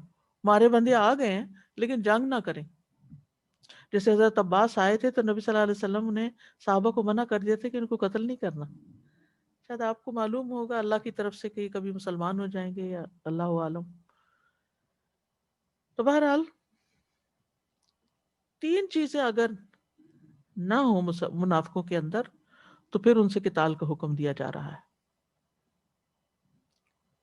وَأُولَٰئِكُمْ جَعَلْنَا لَكُمْ عَلَيْهِمْ سُلْطَانًا مُبِينًا، یہی لوگ ہیں تمہارے لیے ہم نے ان کے خلاف کھلی دلیل مہیا کر دی ہے، یعنی واضح حجت عطا کر دی ہے، کیونکہ وہ تمہارے خلاف ظلم اور زیادتی کا ارتکاب کرتے ہیں، امن کا رویہ چھوڑ دیتے ہیں. تو اس آیت سے یہ پتہ چلتا ہے کہ دوستی اور دشمنی ایک جگہ جمع نہیں ہوتی. یعنی آپ کسی سے دوستی بھی رکھیں اور پھر اس کی دشمنی بھی کریں، آ کے آپ کو سلام دعا بھی کریں اور پھر جب لڑنے کا موقع ہو تو آپ کے خلاف لڑنے بھی آ جائیں. یہ تو عجیب رویہ ہے، عجیب تضاد ہے. دوسری بات یہ ہے کہ انسان کو فتنے میں پڑنے سے ڈرنا چاہیے، فتنوں سے دور رہنا چاہیے، کیونکہ انسان اگر فتنے کے قریب، فتنے کو جھانکتا بھی ہے نا تو بعض اوقات اس میں گر پڑتا ہے. خطرے کی جگہوں پر نہ جائے انسان، جہاں پتا ہو کہ ہاں میرا ایمان سلامت نہیں رہے گا اور میں انہی جیسا ہو جاؤں گا، تو پھر وہاں سے نکل آئے. تو ساری آیات کا خلاصہ کیا ہے؟ 5 قسم کے منافقوں کا ذکر کیا گیا یہاں. نمبر 1، مدینہ میں رہنے والے منافق، بظاہر مسلمان مگر قول و فعل میں جھوٹے. اذا جاءک المنافقون قالوا نشهد انک لرسول اللہ واللہ یعلم انک لرسولہ واللہ یشہد ان المنافقین لکاذبون. ایسے منافقین سے کس طرح معاملہ کیا جائے گا؟ ان کے ظاہر پر، کیونکہ مدینہ میں آپ نے کسی کے خلاف تلوار نہیں اٹھائی، ٹھیک ہے نا. پیچھے سورۃ النساء میں آپ پڑھ چکے ہیں، اولئک الذین یعلم اللہ ما فی قلوبہم، ان لوگوں کے دلوں میں جو کچھ ہے اللہ کو پتا ہے. فاعرض عنہم، ان کو اگنور کریں. وعظہم، ان کو نصیحت کریں. وقل لہم فی انفسہم قولا بلیغا، اور ان کے دلوں میں اترنے والی بات کریں. یہ پیچھے گزر چکا ہے، یعنی ان کو نصیحت کرتے رہیں، اور اندر کا معاملہ اللہ کے ساتھ ہے. اور ہم دیکھتے ہیں کہ ان منافقوں میں سے بعض کے بچے جو تھے وہ مخلص مسلمان تھے، جیسے عبداللہ بن ابی کا بیٹا صالح مومن تھا. دوسرے ہجرت سے انکار کرنے والے جو مدینہ سے باہر رہتے تھے تو مدینہ تھے، ٹھیک ہے. تو ان کے بارے میں کیا کہ اگر یہ ہجرت نہیں کرتے اور مشرکین میں ہی رہتے ہیں اور ان کے ساتھ مل کے جنگ بھی کرتے ہیں تو پھر ان کو پکڑو اور مارو. تیسرے وہ ایسی قوم میں سے جن کے ساتھ معاہدہ ہو، الا الذین یصلون الی قوم بینکم و بینہم میثاق، تو پھر ان سے کیا کیا جائے گا؟ ان سے جنگ نہیں کی جائے گی. نمبر 4، قتال کے لیے مجبوری سے آنے والے، او جاؤکم حسرت صدورہم ان یقاتلوکم او یقاتلوا قومہم، تو ان کے ساتھ بھی کیسا معاملہ کیا جائے گا؟ ان سے چھوڑ دیا جائے گا، جنگ نہیں کی جائے گی.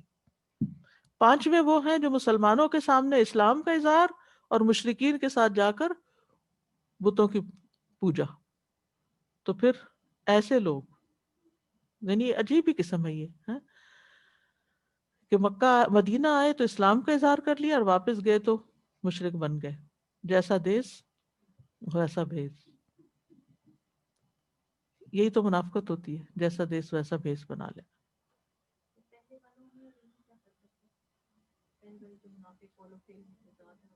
وہ مدینہ کے اندر رہتے تھے نا. ہاں جی، وہ مدینہ کے رہنے والے تھے اور یہ بیسیکلی مکہ کے رہنے والے تھے، لیکن مدینہ آ کے انہوں نے اسلام کا اظہار کیا اور پھر واپس چلے گئے. تو ابن جریر طبری اپنی تفسیر میں مجاہد کا قول ذکر کرتے ہیں کہ یہ لوگ اللہ کے رسول کے پاس آئے، اسلام کا اظہار کیا، لیکن پھر مکہ جا کر بتوں کی پوجا شروع کر دی.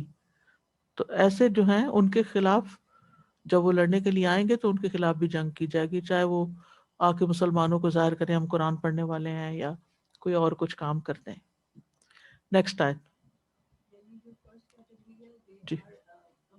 وما كان لمؤمن أن يقتل مؤمنا إلا خطأ ومن قتل مؤمنا خطأ فتحرير رقبة مؤمنة ودية مسلمة إلى أهله إلا أن يصدقوا فإن كان من قوم عدو لكم وهو مؤمن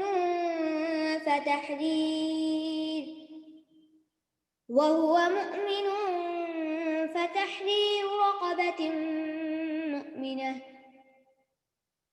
وإن كان من قوم بينكم وبينهم ميثاق فدية مسلمة إلى أهله وتحرير رقبة مؤمنة فمن لم يجد فصيام شهرين متتابعين توبة من الله وكان الله عليما حكيما. اور کسی مومن کے لیے کسی دوسرے مومن کو قتل کرنا جائز نہیں مگر غلطی سے، اور جو کوئی کسی مومن کو غلطی سے قتل کر دے تو اس کے ذمہ ایک مومن غلام آزاد کرنا ہے اور اس مقتول کے وارثوں کو دیت ادا کرنا ہے، مگر یہ کہ وہ معاف کر دیں.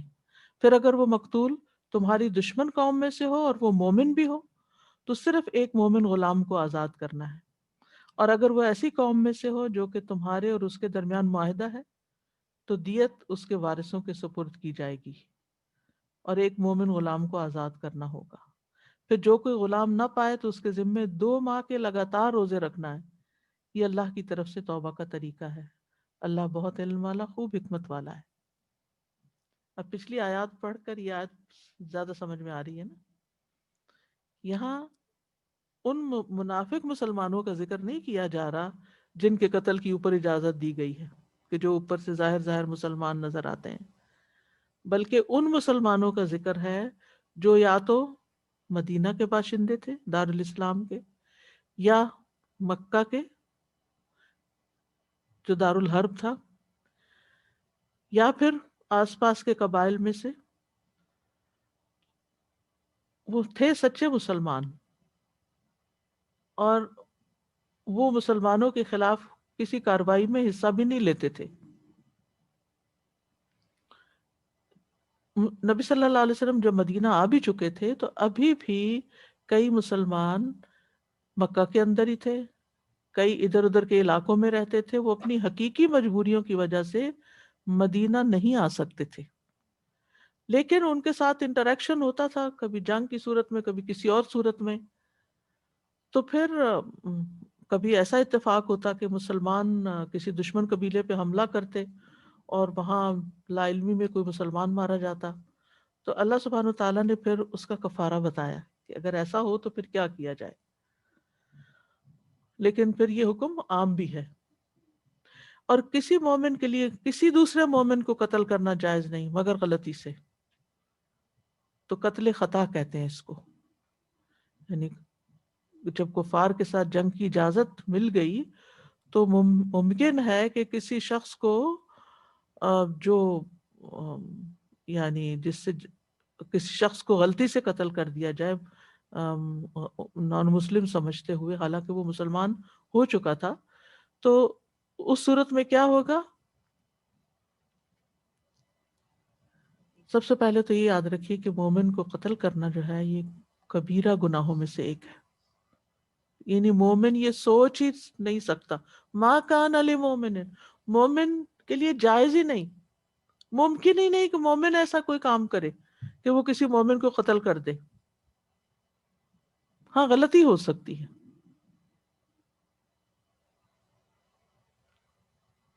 اور پھر یہاں پر اس کی حرمت کا بھی بیان ہو رہا ہے، یعنی ایسا کرنا حرام ہے، ناممکن اور محال بھی ہے اور ناجائز بھی ہے. اور یہ انداز اس شدت کی وجہ سے ایسا اختیار کیا گیا ہے.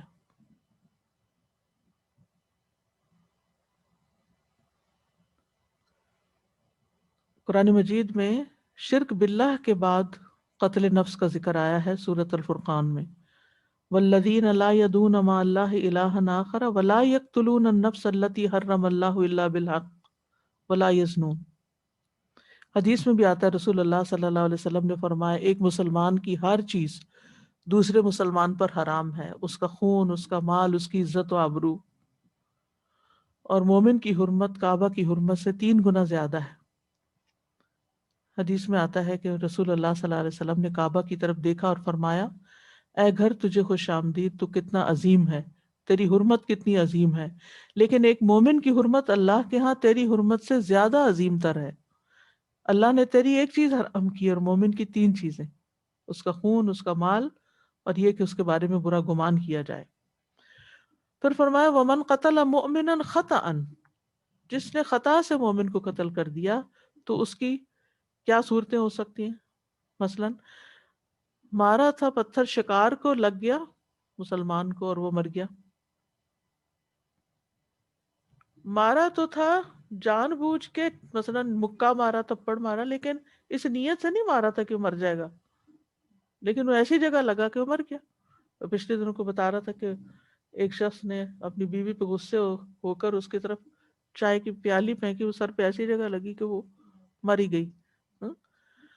تو اب اس نے کسی اور کو نہیں مارا، مارا اسی کو ہے، لیکن مار دینے کے لیے نہیں مارا، ویسے ہی مارا لیکن مر گیا. اسی طرح لڑائی ہنگامے وغیرہ میں کسی مسلمان کو غلطی سے کافر سمجھ کے مارا، جس کی مثال جنگ بدر میں کس کو مارے گئے پچھلے دنوں میں بتایا، حضرت حذیفہ کے والد کو. جی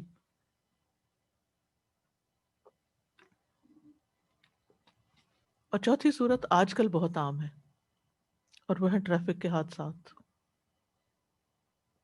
کبھی آپ کے ہاتھ سے کوئی غلطی ہو جاتی، کبھی کسی اور کے ہاتھ سے، اور جانیں چلی جاتی.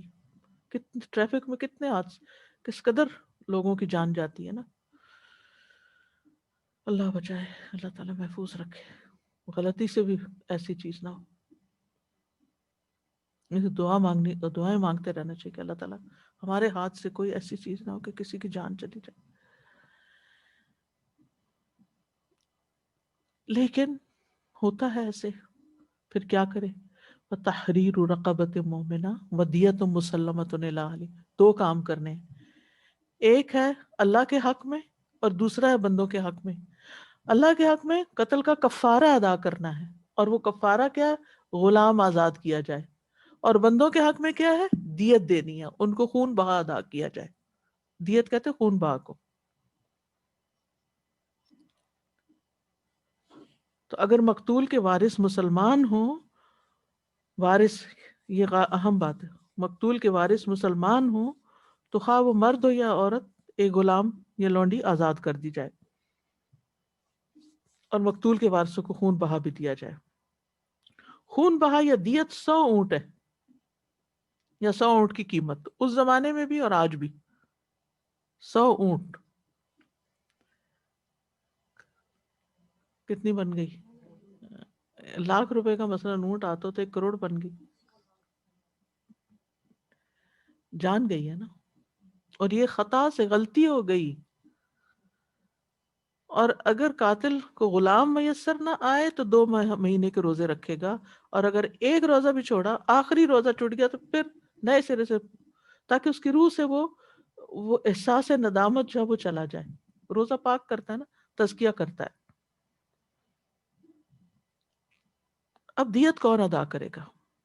اگر قتل عمد ہو تو قاتل کے مال میں سے دیت ہوگی. قتل خطا ہو تو عاقلہ دیتے ہیں. عاقلہ کون ہوتے ہیں؟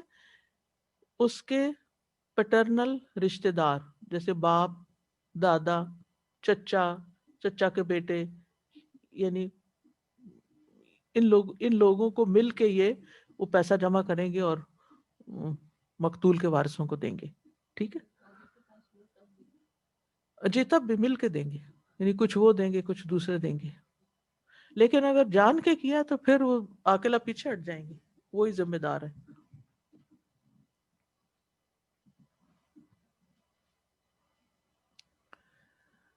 اللہ یصدقوا، مگر یہ کہ مقتول کے وارث صدقہ کر دیں.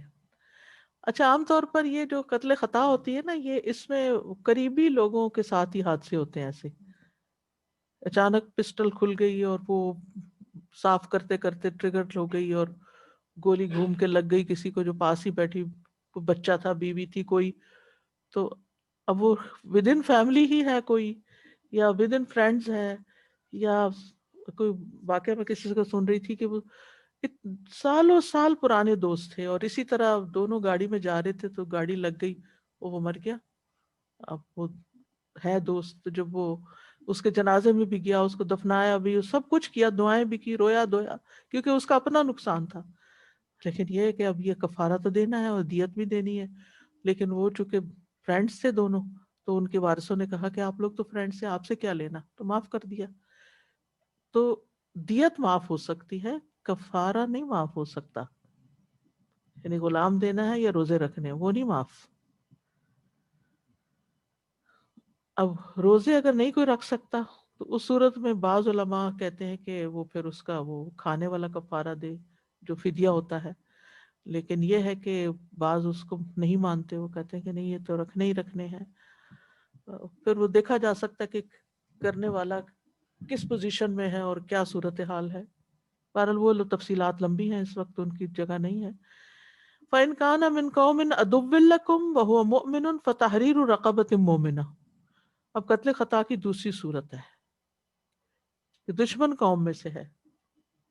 مکہ والوں، مثال کے طور پہ مکہ والوں میں سے تھا، کوئی تھا مسلمان لیکن رہتا مجبوری کی وجہ سے مکہ میں تھا، نان مسلمز کے بیچ میں رہتا تھا.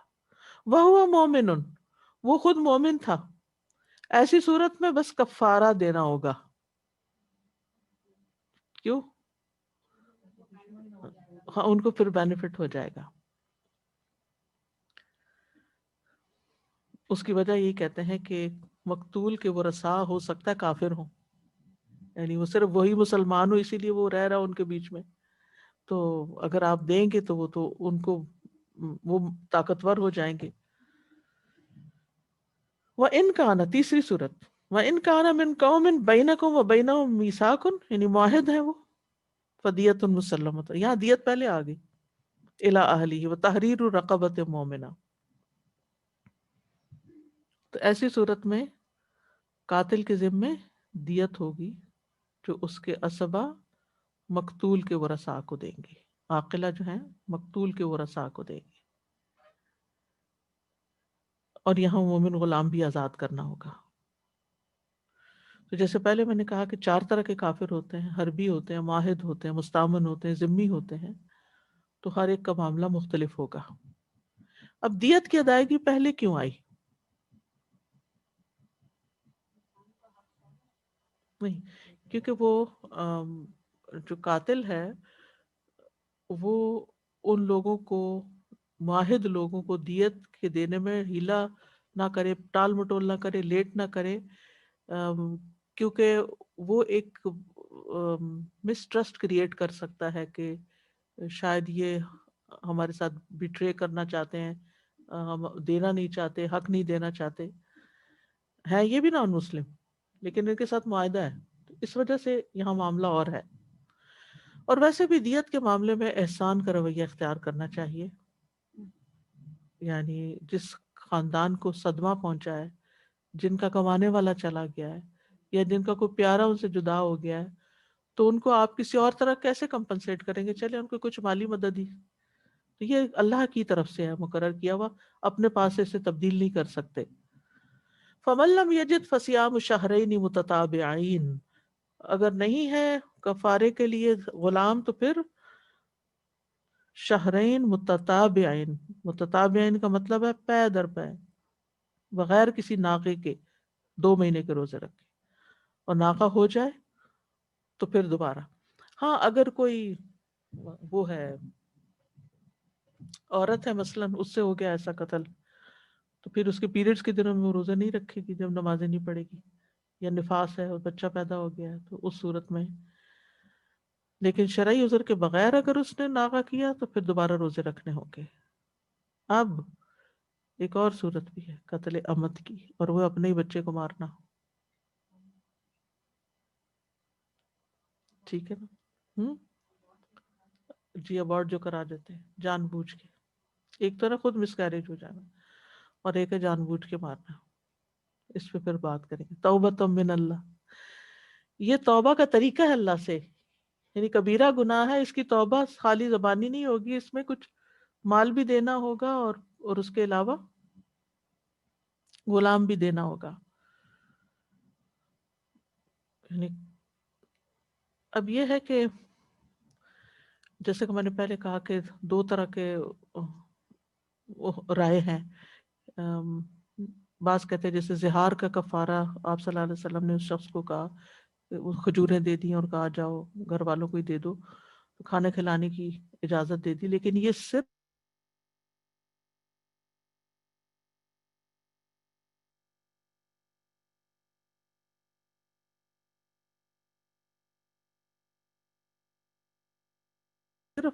اس تمہارے کہ نہیں، مجھ سے نہیں رکھے جاتے روزے. اور بعض کہتے ہیں کہ نہیں، باقی چیزوں کو چھوڑ کے کھانا کھلانے کی طرف نہیں جائے گا، کیونکہ اللہ تعالیٰ نے ذکر ہی نہیں کیا. زہار میں تو ذکر بھی ہے نا. تو اس آیت سے یہ پتہ چلتا ہے کہ قتل ایک سنگین جرم ہے، تو اللہ سبحانہ وتعالیٰ نے اس پر سخت پینلٹی بھی رکھی ہے. اور پھر یہ ہے کہ توبہ کا دروازہ کھلا رکھا ہے کہ توبہ بھی کرے. اس سے یہ بھی پتہ چلتا ہے کہ بھول کے بھی غلطی ہو جائے تو اس پہ بھی توبہ کرنی چاہیے. یعنی کچھ غلطیاں تو ہوتی ہیں نا جان بوجھ کے کی جاتی ہیں، اور کچھ ہوتی ہیں بس انجانے میں ہو جاتی. وہ ہمارا جو ماضی تھا نا، جب ہمیں علم نہیں تھا بہت سی چیزوں کا، تو ہم بہت کچھ ایسا کر چکے جو اللہ کی نافرمانی میں شامل ہوتا ہے. تو ان چیزوں پر بھی توبہ کرتے رہنا چاہیے. یہ نہیں کہنا چاہیے اس وقت تو ہمیں پتہ ہی نہیں تھا، ہم تو جانتے ہی نہیں تھے تو اس لیے نہیں، اس پہ بھی توبہ. وَكَانَ اللَّهُ عَلِيمًا حَكِيمًا، اور اللہ تعالیٰ بہت علم والا ہے، بہت حکمت والا ہے. یہاں یہ 2 صفات کیوں بیان کی گئی ہیں کہ اللہ تعالیٰ نے یہ جو قانون دیا ہے تمہیں، یہ اپنے علم اور حکمت کی بنا پر دیا ہے. اور پھر یہ کہ قیامت کے دن اللہ تعالیٰ اس کا محاسبہ بھی کرے گا، اچھا برا بدلہ بھی دے گا. اور اللہ تعالیٰ کے سارے فیصلے جو ہیں وہ حکمت پر مبنی ہیں. نیکسٹ. ومن يقتل مؤمنا متعمدا فجزاؤه جهنم خالدا فيها وغضب الله عليه وغضب الله عليه ولعنه وأعد له عذابا عظيما۔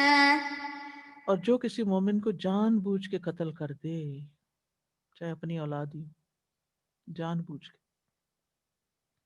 تو اس کا بدلہ جہنم ہے جس میں وہ ہمیشہ رہنے والا ہے، اور اللہ اس پر غضبناک ہوا اور اس پر لعنت کی، اور اس نے اس کے لیے بہت بڑا عذاب تیار کر رکھا ہے۔ تو ارادہ کر کے جان بوجھ کے قتل کرنا متعمدن، اس میں ایک تو ہے واضح واضح قصدن جان بوجھ کے اٹھا کے مار دینا کسی کو، وہ چیز اٹھا کے مارنا جس سے لوگ قتل ہو جاتے ہیں، تلوار مارنا یا گولی مارنا یا بڑا پتھر اٹھا کے کسی کو مارنا یا زہر دینا یا جادو کر کے یا اور کسی ایسے طریقے سے۔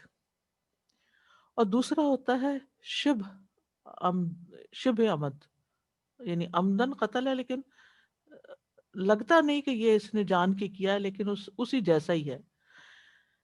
مثلا کسی ایسی چیز سے قتل کیا ہے کہ جس سے عام طور پہ کوئی قتل ہوتا نہیں لیکن وہ ہو گیا، ٹھیک ہے، یعنی کسی ایسے آلے کے ساتھ جس سے قتل ہوتا نہیں لیکن وہ اس کو لگ گیا، جیسے چائے کی پیالی پھینکی تو ایسی جگہ لگی کہ مر گیا۔ فَجَزَاؤُهُ جَهَنَّمَ، یعنی اس میں انٹینشن ہو سکتی تھی کہ یعنی مقدمہ چلے گا، پتہ چلے گا، انویسٹیگیشن ہوگی کہ اس نے اس غصے میں اس کو کچھ اور نہیں ملا، جو ملا اسی سے اس نے مارنے کا ارادہ کیا۔ تو بات بات پہ کہتے ہیں I'll kill you, I'll kill you، اور کئی لوگوں کی نیت بھی ہوتی ہے، منع مار سکے تو اور بات ہے۔ تو یہ سزا یہاں بہت سخت بتائی گئی ہے، فَجَزَاؤُهُ جہنم، جزا جہنم ہے۔ اس کا یہ مطلب نہیں کہ کبیرہ گناہ کیے تو کافر ہو گیا، کبیرہ گناہ والا کافر نہیں ہوتا، یعنی قاتل جو ہے وہ کافر نہیں ہوا، گناہ بہت بڑا ہے، اکبر الکبائر میں سے ہے۔ اور پھر یہ جو کہا خالدن فیہا، تو ایمان والے کے لیے خلود نہیں ہے، سے مراد یہ کہ لمبی ترین سزا ہوگی۔ اور یہ بھی کہا جاتا ہے کہ قاتل کی توبہ قابل قبول ہے، یعنی اگر اپنے رب سے رجوع کر لے، خشوع و خضوع کا اظہار کرے، نیک عمل کرنا شروع کر دے، تو اللہ تعالیٰ گناہوں کو نیکیوں میں بدل دے گا اور مقتول کو اپنے فضل سے نواز کے خوش کر دے گا۔ قیامت کے دن سب سے پہلے خون کے مقدمے لائے جائیں گے نا، 99 قتل والے کو جیسے اللہ تعالیٰ نے معاف کر دیا تھا، تو اللہ تعالیٰ کے ہاتھ میں ہے، جس کو چاہے معاف کر دے، تو انسان کو مایوس بھی نہیں ہونا چاہیے۔ تو اللہ تعالیٰ شرک کے علاوہ باقی تمام گناہوں کو معاف کر دیتا ہے، اور خاص طور پر انسان اگر توبہ کر لے۔ وغضب اللہ علیہ، اور اللہ کا غضب ہوا اس پر، یعنی اللہ سبحانہ تعالیٰ اس سے سخت ناراض ہے، اور غضب اللہ تعالیٰ کی صفت ہے، اور اللہ کے حق میں یہ صفت کمال ہے، ٹھیک ہے نا، کیونکہ وہ طاقتور ہے۔ جو طاقت میں کم ہوتا ہے وہ تو غمگین ہو جاتا ہے نا۔ وَلَعَنَهُ وَأَعَدَّ لَهُ عَذَابًا عَظِيمًا، اللہ نے اس پہ لعنت کی اور اس کے لیے بہت بڑا عذاب تیار کر رکھا ہے، یعنی اس کو اپنی رحمت سے دور کر دیا، دھتکار دیا ہے، اور آخرت میں بہت بڑا عذاب ہے اس کے لیے۔ مومن کو قتل کرنے والے کے لیے آگ ہے۔ رسول اللہ صلی اللہ علیہ وسلم نے فرمایا، اگر تمام آسمان والے اور زمین والے کسی مومن کے قتل میں شریک ہوں، اللہ ان سب کو آگ میں دھکیل دے گا۔ یعنی اگر ایک بندے کے قتل میں 10 لوگ شریک ہیں تو 10 کے 10 مجرم ہیں۔ ساری دنیا کی تباہی سے زیادہ بڑا جرم ہے ایک مسلمان کو جان بوجھ کے قتل کرنا۔ سنن نسائی کی روایت ہے، عبداللہ ابن عمرو ابن العاص کہتے ہیں کہ رسول اللہ صلی اللہ علیہ وسلم نے فرمایا، اس ذات کی قسم جس کے ہاتھ میں میری جان ہے، مومن کا قتل کرنا اللہ کے نزدیک ساری دنیا کے زوال سے زیادہ بڑا ہے، اور ایسا شخص اللہ کے ہاں مبغوض ہے۔ قیامت کے دن یہ مفلس ترین انسان ہوگا جس نے کسی کا خون بہایا ہوگا، اور اس کی ساری نیکیاں مقتول کو دے دی جائیں گی۔ بے جا خون جنت کے دروازے پر رکاوٹ ہے، لیکن جان کی حرمت کی حفاظت کرنے والے کے لیے جنت کا ہر دروازہ کھلا ہے۔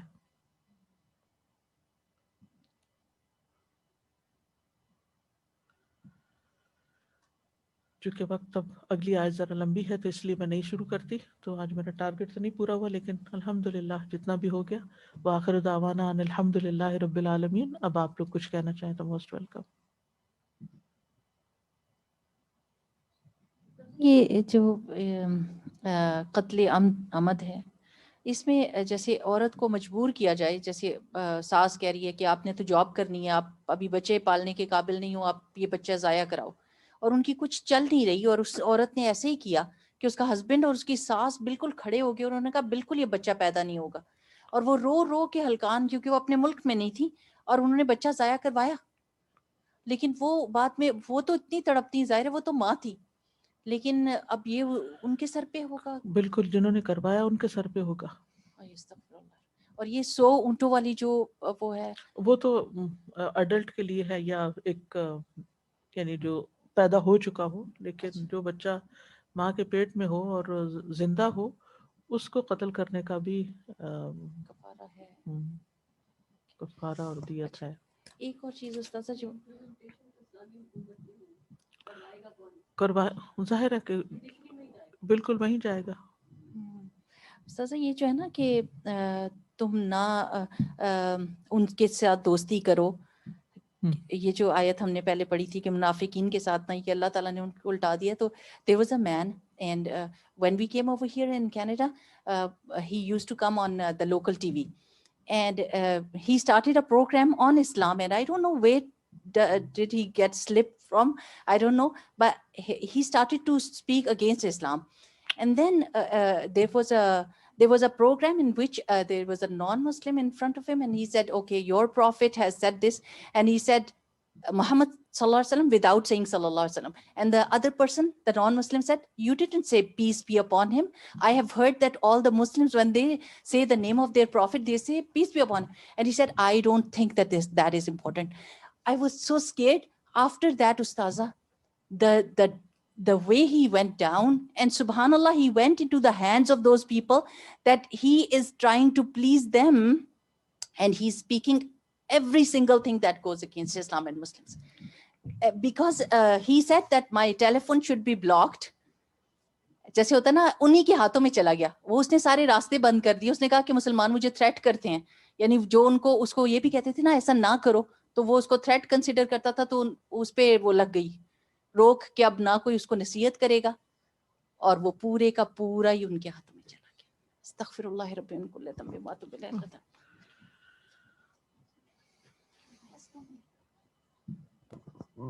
Assalamu alaikum.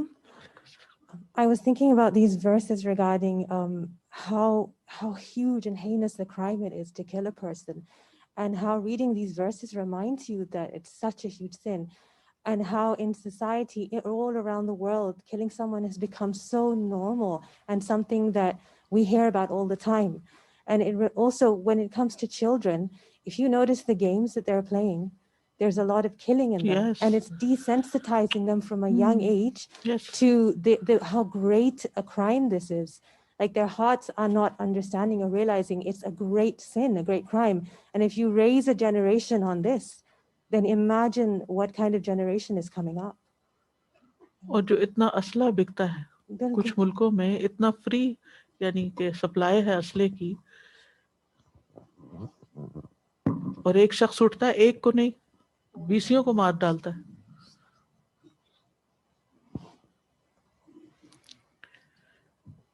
چلے ٹھیک ہے، جزاکم اللہ خیرا. سبحانک اللہم و بحمدک، اشہد ان لا الہ الا انت، استغفرک و اتوب الیک.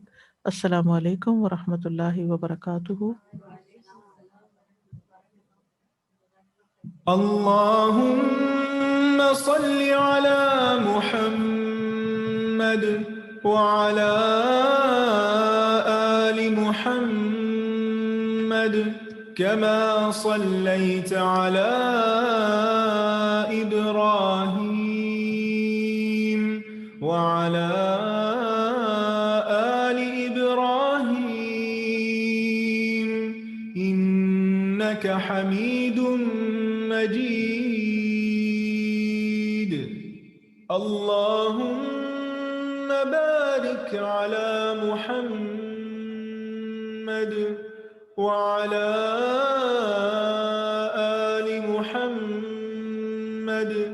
كما باركت على إبراهيم وعلى آل إبراهيم إنك حميد مجيد. کون سی آیت تک کیا؟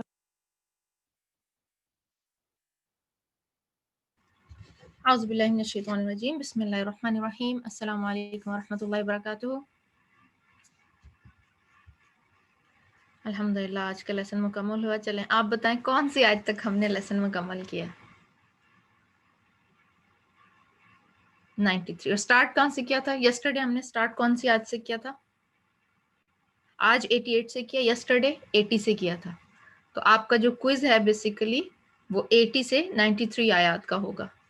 صحیح؟ چلیں دعا کر لیتے ہیں. رب اشرح لی صدری ویسر لی امری واحلل عقدۃ من لسانی یفقہوا قولی. اللہم فقہنا فی الدین، آمین. چونکہ منافقین سے ریلیٹڈ آیات تھیں تو اس میں سے ہم عمل کی بات کیا لیں گے؟ آپ لوگ کچھ شیئر کریں گے؟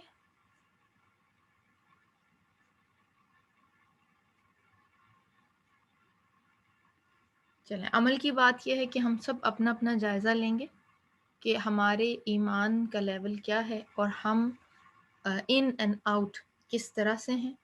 ہم جب لوگوں میں ہوتے ہیں تو کیا ریئیکشن ہے، ڈفرینٹ طرح کے گروپس میں جب ہم موو کرتے ہیں تو ہمارے ایمان کی کیا حالت ہوتی ہے. کہیں ہم ایسا تو نہیں کر رہے کہ جب ہم پیپل پلیزرز تو نہیں بن رہے کہ جب ہم دنیا والوں کے ساتھ ہوتے ہیں تو ہم اسی طرح ایکٹ کرتے ہیں، جب ہم دین والوں کے ساتھ ہوتے ہیں تو ہم اسی طرح ایکٹ کرتے ہیں. ایسے یہ خود ہم میں سے ہر شخص خود اپنا جائزہ لے سکتا ہے.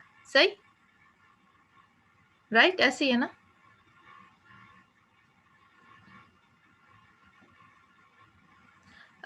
وہ ایز سچ تو غلام نہیں ہے لیکن قیدی پرزنرز اسی مد میں آ جاتے ہیں، کیونکہ اب اٹس جو ہے وہ سلیوری تو نہیں ہے.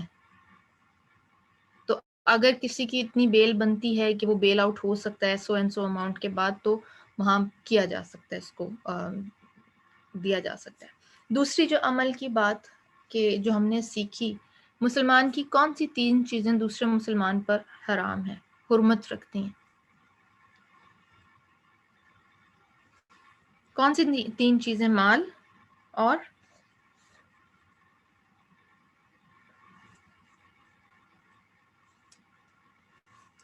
عزت، خون، مال اور اس کی عزت یا اس کے بارے میں جو ہے برے گمان نہ کیے جائیں. ٹھیک ہے، یہ 3 چیزیں جو ہیں تو یہ ہم دیکھیں گے اپنی اپنی کیپیسٹی میں کہ کیا ضروری نہیں کہ تینوں چیزیں ہی ہوں، لیکن ہم یہ دیکھیں گے کسی کے بارے میں برا گمان تو بہت ایزیلی ہم لوگ رکھ لیتے ہیں. یہ کوئی ایسی امپاسبل سی آج کے دور میں، یا ہم یہ نہیں کہہ سکتے کہ ہم اس سے بچے ہوئے ہیں. برا گمان آتے 1 سیکنڈ لگتا ہے، چاہے وہ آپ کے کولیگز ہیں، ایون بچوں کے بارے میں بھی بعض دفعہ بڑے بڑے گمان جو ہے نا وہ آ جاتے ہیں. تو یہ چیز بھی ہم خود سے اس کو انالائز کریں گے، اور اف اللہ نہ کرے کسی کے اندر ایسی فیلنگز آ رہی ہیں تو کیا کریں گے؟ برے گمان اگر آ رہے ہیں توبہ کریں گے، استغفار کریں گے، اپنی اصلاح کی دعا کریں گے. آپ لوگ تھک گئے ہیں، پارٹیسپیشن نہیں ہو رہی یا کوسچن صحیح سمجھ میں نہیں آ رہا؟ تھکے نہیں ہیں؟ ابھی دیکھیں کلاس میں ماشاءاللہ آپ ہم 4 ایڈمنٹس کو اگر نکال دیں تو کنفیوز ہیں. کیوں؟ آپ پوچھ لیں، ہم آپ کی کنفیوژن دور کر دیتے ہیں. گمان کا کیا مطلب ہے؟ گمان یعنی کہ تھنک کرنا کسی کے بارے میں، تھاٹ فل ہونا کسی کو لے کے، اس کے بارے میں سوچتے رہنا، نیگیٹو تھاٹس رکھنا، جی پرزیوم کرنا. ٹھیک ہے، سمجھ آ گئی فائزہ آپ کو؟ تو گمان یعنی پرزیوم جو ہم کرتے ہیں یا تھنک جو کرتے ہیں وہ اچھی تھاٹس بھی ہو سکتی ہیں اور نیگیٹو بھی ہو سکتی ہیں، پازیٹیو بھی ہو سکتی ہیں، نیگیٹو بھی ہو سکتی ہیں.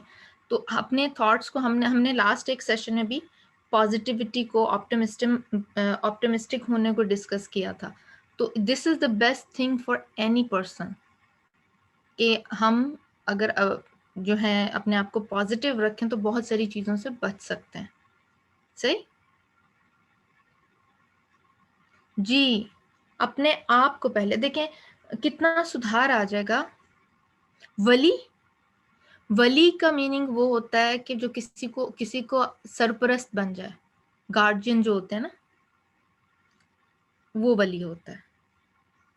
ٹھیک ہے, کوئی اور کنفیوژن ہے تو آپ کوشچن کیجئے پلیز. یہ پتہ ہے ہمارے لیے بھی آسان ہے. جی بالکل. اچھا بعض دفعہ یہ ہوتا ہے کہ دوسرے نہیں بھی تھنک کر رہے ہوتے تو ہم نیگیٹیوٹی سے معاملات بگاڑ لیتے ہیں.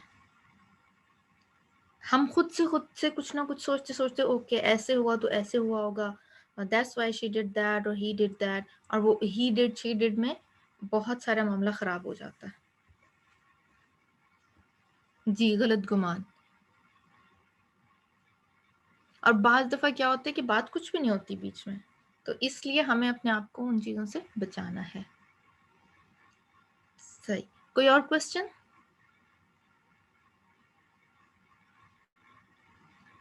جی ٹو مینی تھنگس. اس لیے جو ہے نا انسان کو ہمیشہ live in your present and only think about your آخرہ.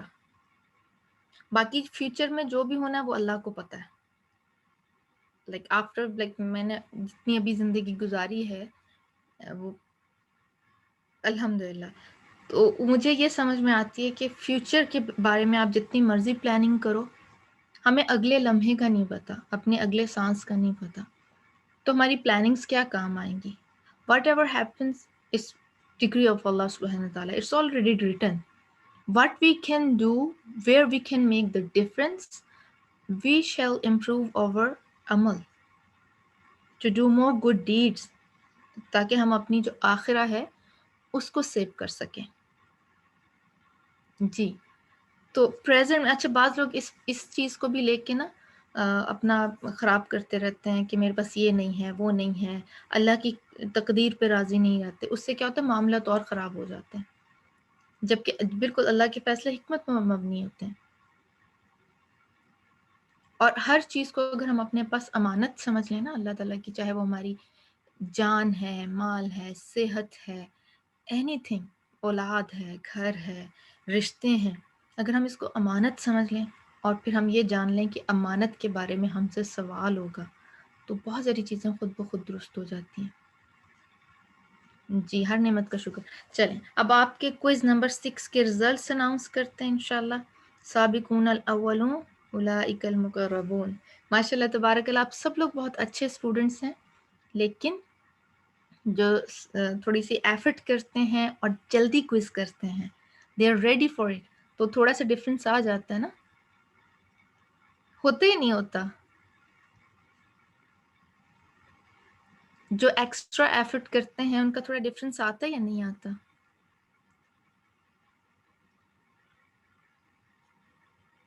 چلیں کوئز 6 ہمارا ہے لیسن نمبر 11 اینڈ 12 سے. 198% جو اسٹوڈنٹس ہیں وہ ہیں سسٹر بینش صبا, نائمہ کاشف, نازیہ خالد, نازیہ حسین, رخسانہ یوسف, صبا مشتاق, سلوہ شیخہ, عظمہ صدیقی اینڈ یاسمین محمد. اور 98% میں ہماری آتی ہیں سسٹر سعدیہ سہیل, شہرینہ حنیف اینڈ فارینہ احمد.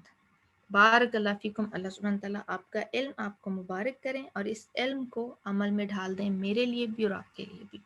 آمین الہی آمین. اپنا سیشن یہیں پہ کنکلوڈ کرتے ہیں انشاءاللہ. کوشش کریں. اچھا اس سے جو لوگ پہلے کر لیتے ہیں اور ان کا نام اناؤنس ہوتا ہے, اس کا کیا فائدہ ہے؟ صرف کنگریچولیشنز نہ دیں, کنگریچولیشنز لیں بھی. صرف دینے والے نہ بنے, یہ والی لیں بھی. صحیح ہے. نیکسٹ ٹائم جو ہے آپ بھی یہاں اس وال پہ ہونے چاہیے تاکہ آپ کو بھی دوسرے لوگ مبارکباد دے سکیں نا, ہمیں بھی موقع دینا آپ کو مبارک دینے کا. چلیں تو میں پوچھ رہی تھی کہ واٹ از دا ڈفرنس, مطلب کیا اس کا ان کو کیا فائدہ ہوتا ہے. یہ جو 10-12 لوگ تھے انہوں نے پہلے کر لیا, تو آپ میں سے اگر کوئی کلاس میں ہے, بینش یا نائمہ, نازیہ, ان میں سے کوئی کلاس میں ہے تو آپ بتائیں گے کہ آپ کو کیا بینیفٹ ہوتا ہے. غلطی ہو جاتی ہے. غلطی کے لیے، غلطی سے انسان بہت کچھ سیکھتا ہے، لیکن تھوڑا سا یہ کہ کیئرفل ہو جائے. ٹھیک ہے. آپ میں سے اگر ان میں سے کوئی سسٹر کلاس میں ہے، سسٹر یاسمین یا سسٹر سلوا، عظما، تو آپ بتا سکتی ہیں کہ آپ کو کیا بینیفٹ ہوتا ہے کوئز کو پہلے کرنے کا. کوئی نہیں ہے ان سسٹرز میں سے کلاس میں؟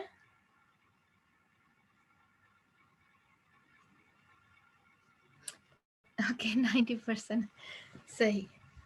نالج فریش رہتا ہے. ٹھیک ہے.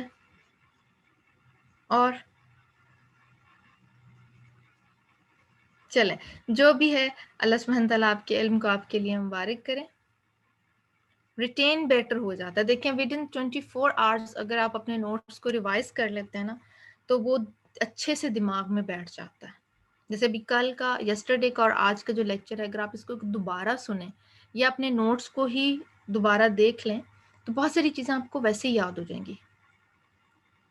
جی اگر آپ یہ کوشش کریں کہ okay right now I am very busy, تو میں اس کو نیکسٹ ویک پہ ڈال دیں، یا آپ کا کچھ پورشن مس ہو گیا اور آپ، تو وہ دوبارہ نہیں ہوتی. جی یہ میرے ساتھ بہت ہوتا تھا، فنگر لگ جاتی تھی اور آنسر کچھ کا کچھ ہو جاتا تھا، لیکن اس کے بھی پھر بعد میں آپ سیکھ جاتے ہیں آہستہ آہستہ. الحمدللہ. چلیں جی آپ سب لوگ اپنا بہت خیال رکھیے گا. آپ سے انشاءاللہ اگلے ہفتے باذن اللہ ملاقات ہوگی. سبحانک اللہم و بحمدک، اشہد ان لا الہ الا انت، استغفرک و اتوب الیک. آمین الہی آمین. ربنا عليك توكلنا وإليك أنبنا وإليك المصير. ربنا عليك توكلنا وإليك أنبنا وإليك المصير. ربنا عليك توكلنا وإليك أنبنا وإليك المصير. اللهم إني أسألك الجنة وما قرب إليها من قول أو عمل، وأعوذ بك من النار وما قرب إليها من قول أو عمل، وأسألك أن تجعل كل قضاء قضيته لي خيرا